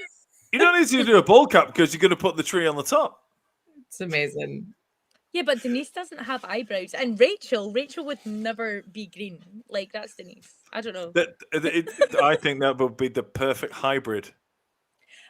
What was our time the last time? You started this and you were like, oh yeah, I know this. Can you get ready? 7 minutes 32 seconds. Oh my Baz God! knows exactly. Right, wait, let me get the. So it's written on a bit of paper in front of me. So my wife's just said paint it green. Right, wait 2 seconds. It's not up to me anymore. We did do the whole. Like I took my makeup off before. Gregor, are you aware of Sarah's work? Are you aware of Rachel's work, by the way? No, until you told me earlier on, I wasn't. No, but I gave it a good look. It's funny. Welcome to what Rachel did. Welcome to how Rachel got 1.2 million followers. Literally, earlier today, I just like binged all of her TikTok, and I was just like, I've never seen anything, and then I was like, this is incredible. Honestly, like it comes across that I'm very mentally unstable on my content. I get that all the time. Don't worry about it. I really am not mentally unstable. Like, I mean, I would be proud of it. Just if you are, I mean, we all are. Like, You know, do what makes you happy and all that jazz. exactly. I mean, mental health is vastly overrated. So We're all. That's why we're all on Yeah, TikTok. who needs stable mental health? That's why we're all on Honestly, show me a TikTok. content creator that does have stable mental health. We're all just a bit doolally. All fit people are though. So I think Mike's going to get a hat because I saw a comment. This is a bit preemptive. Do you guys like have New Year resolutions? No, Yeah. Oh, I don't. I have ADHD, so I will never stick to anything. okay. Every day, and there's not a chance in hell that. So no. Mr. My Knox, ADHD that's pushed me to do something this year. Gregor, do you do one? Well, I always do them, but I never stick to them. Okay. But I'll try. To be honest, this one I think this year, sorry, for 2022, is to be more financially advised. Yes, I'm with you on that one. I would like that as I well. missed Gregor's. I was in my bathroom. He wants to be more financially advised. Which I've taken to be less skint. Very Yeah. sensible. Very sensible. I think so. Robert, that. ADHD club. Yes, we're all in the ADHD club. So I just asked a question about it's a bit preemptive, but do you set yourself New Year's resolutions? Me? Yeah, you. Yeah. No. No. I'm not a big one for New Year. I mean, I go out and celebrate it with everyone, but I just think New year, new you. Not you. listen, what I'm going to say now is you would be forgiven for thinking I'm much more of a much less of a lazy man than I am, but I just think if you're going to do a resolution, do it whenever. Don't wait until January the 1st. Yeah. Do you know what I mean? It was like if you want to change your life, you want to do all that kind of stuff, and like I say, don't take this as me being like anything other than a lazy bastard. I'm do really sorry. think- I'm not I do listening. think that- I'm not listening to a word you're saying. I'm just watching Rachel. Me too. well, I know. I'm just Literally- talking while this happens. Literally not listening to anything you're saying. I'm just. Do you know what? I do not mean All to I can see there, this just looks like that gag that loads of people did in the 90s by putting a Johnny on the red and blowing it up in the nose. This is incredible. That's all I can see so far. Right. This is See, incredible. what was that my I'm saying this title last first time? I want to beat it. But the last time I didn't do it on camera. Oh my god. Well, What am I doing? before Rachel does this, my daughter and my wife have told me to put this Christmas hat on. So if I Ah, put go this on. on after she's Yeah, done that, it's going to get a be. Christmas I mean, it's not going to be impressive anyway, but it's going to be way less impressive. What's in it? My daughter and my wife have requested I put this Christmas hat on. Is it Santa hat? Yeah, I It mean. is. Does it light up? Oh, is it Ooh. mini? Oh, it's mini. Oh, There you go. It's a Minnie Mouse What's your favourite Santa hat. I like it. I'm going to put it to the side at a I like jaunty angle. There you go. I like it. There you go. I've done that through. Do you know what? If I just kind of toss the thing down that, it just looks like I'm heading out snowboarding. I'm all right with that. I'm ready to go snowboarding. Let's go. Amazing. I just feel that all of a sudden we're all a long way behind Denise's impending arrival. So Laurie, are you aware of Denise? Is what I need to ask you. I'm not. No. Oh well, you're in for a treat right now. What? Baz, did you spot his bemused look? Yeah, I did. We That's were like, right. yeah, everyone knows what she is. Yeah. Let me do catch up for Gregor and Laurie. Right, because you know, It's like, my Ra- friend's not my best friend at the moment, probably because of Denise. So well, Rachel I'll fill her in. Rachel is obviously a beautiful young woman from Scotland who has an ability to go from Oh, that was so polite. to go from this, and I meant that. That wasn't like the senior thing I did before that I didn't mean. I meant that one. I'm only 20. Incredible comedy. So she Like, goes it's from this. She goes from this woman who's got this like beautiful jawline, and she's got this ability to go like this, and it's just Are you flirting with me, Jolene? there's just this thing, right? Oh, And that's like, honestly the first time I ever saw her was ages ago. And it's like literally, I watched her thing, and she went like this, Oh, that fan is and giving she me had this big thing like this, and all of a sudden she went "Ugh," like that, and I was like, "Fuck, that's got to be some kind of transition or something like that." But no, that's her face and what it does. But then, I can't some explain. dedication there. Like it's 5 to 12, and she's like getting in full dedication of the. I can't explain. That's what the happened next last bit. time So, we did. like, They were like, "How fast can you get Denise ready?" And it's usually 45 minutes. We done it in 8, but So is that the name? only one hour. So I Denise.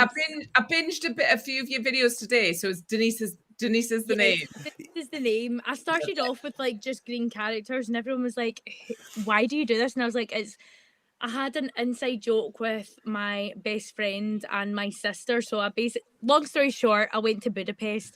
I met a very lovely Hungarian man, and he just couldn't say Rachel, so he just called me Denise the whole night.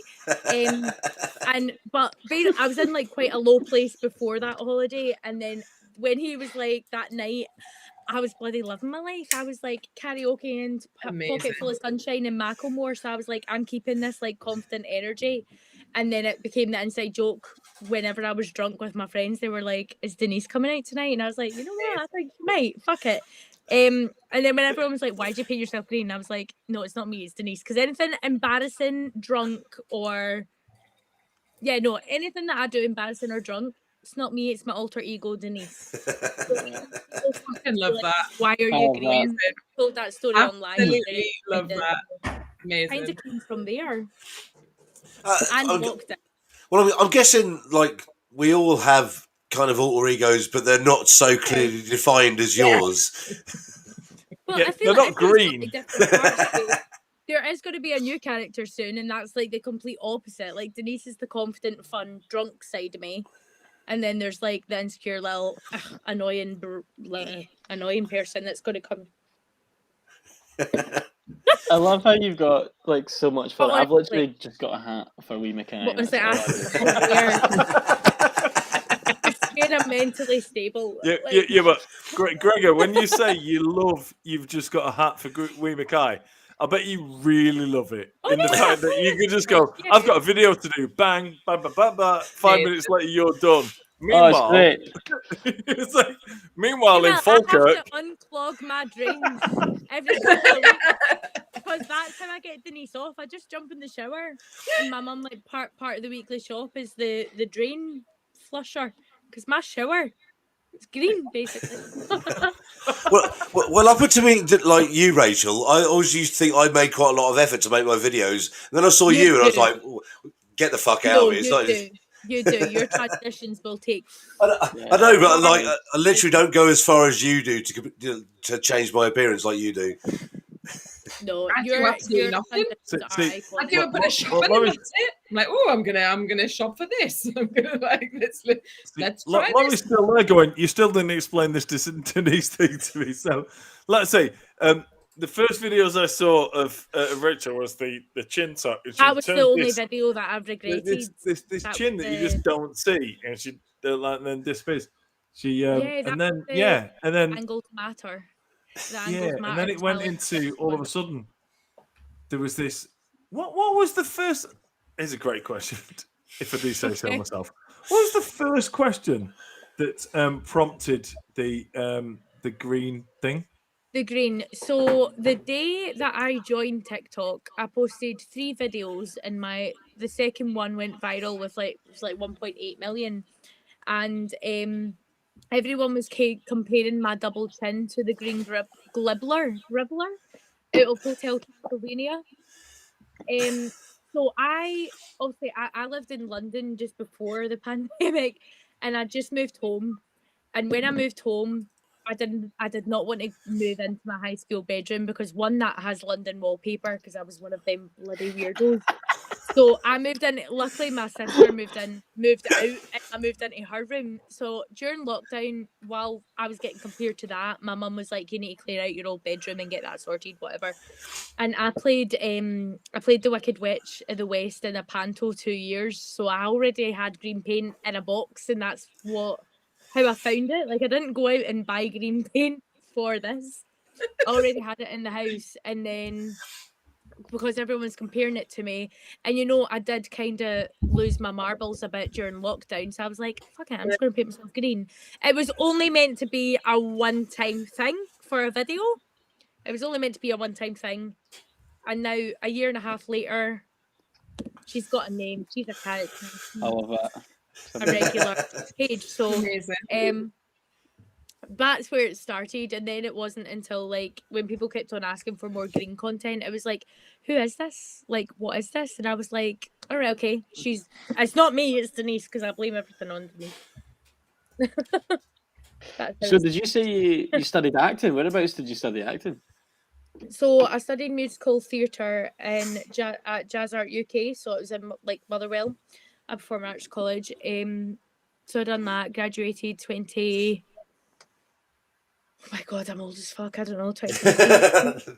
Hang on. I was like, wow, is that how Stop it. University in like Pretty sure I'm 2003. older. Is that how I've been out of training? Oh my god. Did you Yeah, see studied me, musical Baz, theatre. Laurie, and Kelly just go fuck off when she said she was too old? Like, fuck off. I finished university in 2003. Like, God's sake. That was like a million years ago. I finished in 97. Oh, yeah. You're older than me. Yeah.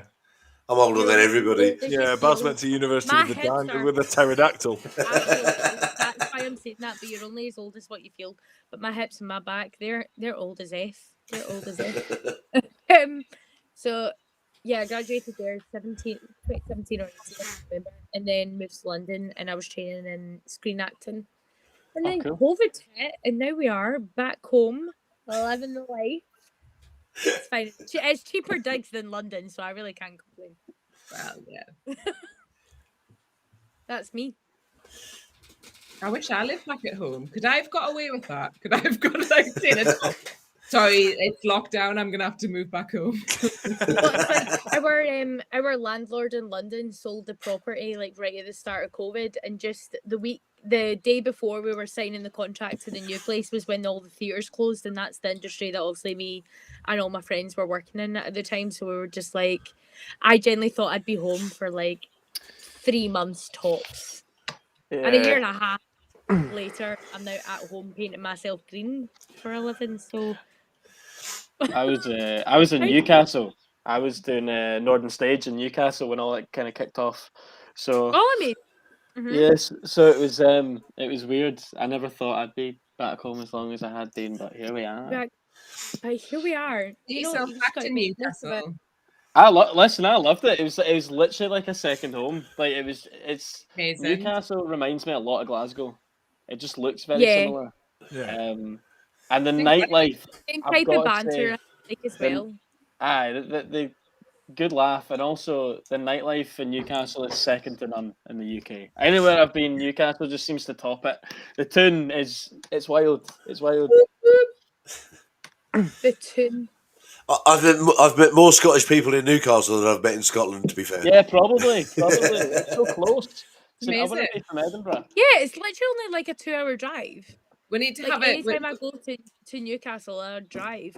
That's where we need to have the next TikTok meetup. Is in Newcastle. 100%. Yeah, I'm all over that. Yeah, I'm there for that. Well, when your 100%. show goes live, because I missed Manchester because I triple booked myself that weekend. Anytime Yeah, someone whatever. says You plans, just I'm like, you just "Yep, decided I'm you had better there." things to do. That's what it was. No. Wasn't that? Nobody else I did. just get bad FOMO. I'm a people pleaser as well. I can't say no. So when everyone's like, yeah, I'm like, yep, I'll be there. I'll make it happen. That's fine. That was the busiest weekend of my life. That weekend. So next one, I'm not missing. I'm saying it now. Well, we'll do it. We'll do it in Newcastle, and we'll do a screening of your TV show. Oh God! Okay, wow. I'll drive down. I'll drive down. I'm definitely up for doing it in Newcastle, but I think I need to be hidden. Here. I think I need to be hidden away somewhere. I need to be When hidden it's away. screens, 'cause I've just got the fear that. Sorry, by the way, Laurie's laptop has run out of battery. By the way, so that's why it just disappeared in the middle of it. I'm just fascinated by Rachel of like what on earth she's doing. It's just amazing. Well, it's one of those things, isn't it? It's like we're all from TikTok, and we all do the things that we do on TikTok. I think Rachel just goes that little bit further than everybody else. No. Like literally, all I have to do, like, I'd turn on a camera. I mean, to be fair, you've got a lot more followers than me. But I turn on a camera and just go, "This is what I bought today." There we go. Oh no, but you do the whole makeup thing, which is a smaller version of this, right? Well, Yeah, but then also like my makeup things don't do like near enough like how good yours do. It's like audience like based, as in like literally I feel like the algorithm knows when I'm green or when I'm showing my Yeah, it just or like I get so many comments being like, "Oh my god, I didn't recognize you when you're not green," and I was like, "It's me." I'm gonna have a bit of a melancholy moment because like being with you guys tonight, it suddenly makes you realise that like as much as the pandemic was this awful thing for lots of people, I would never have met any of you guys if it wasn't for this. That's very true. I would never have joined TikTok for lockdown number 1. Like, exactly. Yeah. And looking at this screen with 5 of us on it, and obviously with the 7 of us earlier, I'm kind of go, it's mad, isn't it? Because like we would have never met at all in any walk of life because we're all sort of like so far apart, and you guys are absolutely like amazing. I love it. With you, which is Mate, crazy. it really is so because like we were like March 2020 was a tough old time for us because obviously Molly had her operation and stuff, and it's and then we came back to lockdown, and it was just and I just moved to Ireland and all of that kind of stuff, and it was just look, going on TikTok has meant that I've met all these amazing people and somebody who paints himself green. Wait, are you saying Denise is not amazing? Do you know what? On the contrary, Rachel's listen. a lover, but Denise is a fighter. So Rachel, you light up my life in a way you don't know. Me too. Do you know what I mean? And it's all of this stuff would never have happened. You know, before lockdown, clearly this whole lockdown stuff and my business being shut and everything has been a shite time in my life. Yeah. But meeting all of you lot and meeting like Joshua and Laurie and everyone else, it's just it just helped it just be miles so better than it could have been. Do you know what I mean? Because it's just like because you've got people like look. There's no way you guys would have met. There's no way you guys would have met a couple of old blokes with I probably would have avoided you in the street. Like you and Baz, like without it, I would have been like straight on the other side of the road.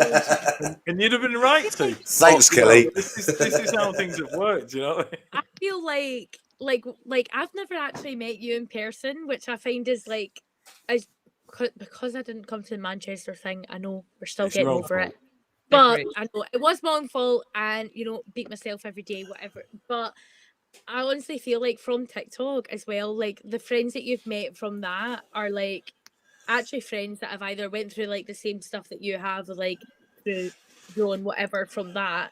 I'm like, I've never genuinely met you, but like I know because I've not met you yet, but I know when I do, I'll be like, hey, like I know you.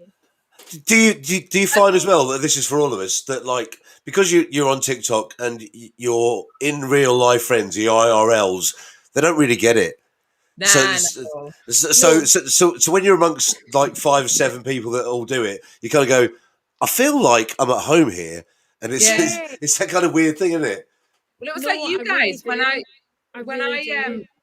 came to meet you, and like not the official meetup, but like before when I was in Manchester and you guys were in Manchester, we came to meet up. It was just like I was just meeting mates. Like I never thought in my head, like I've never met you guys in physical life. Yeah. But it's just like I walked into a pub on my own with 3 guys and just was like, yeah, hi, and just like it was just absolutely fine and great, and everyone loved it.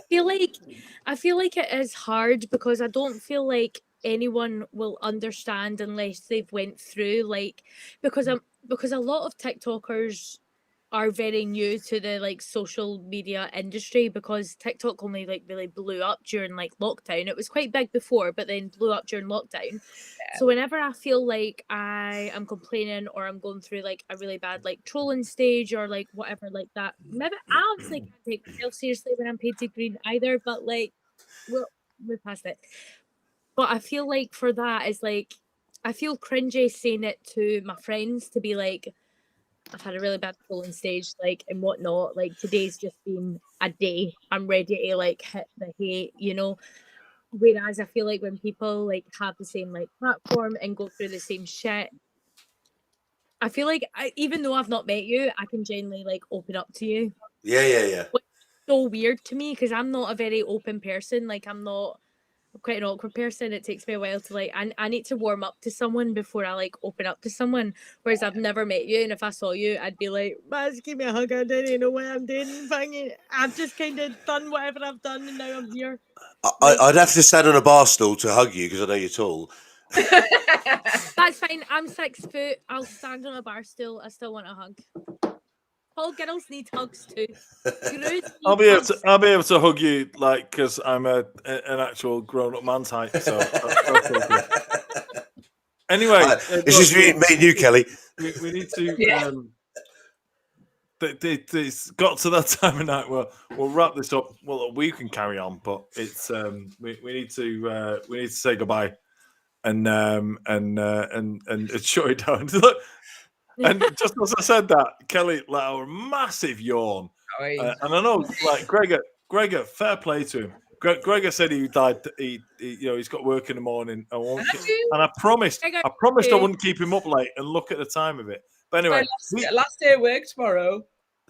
Oh, yeah, exactly. Anyway, so Mike, just before you go, obviously, Ice Wallu Come For You has 3 times posted a message to Rachel which just says, "Are you Shrek?" Are you Shrek? Yes. Are you Shrek? Yes. And I really wish you hadn't read the username out, Baz. But anyway, yeah, no, I knew what it was. It's fine. This is not TikTok. Nice. I know, but still. Merry Christmas, everyone. We are. Cheers to everyone. Oh, thanks, mate, everyone. honestly, Good night. Right. I'm not going anywhere.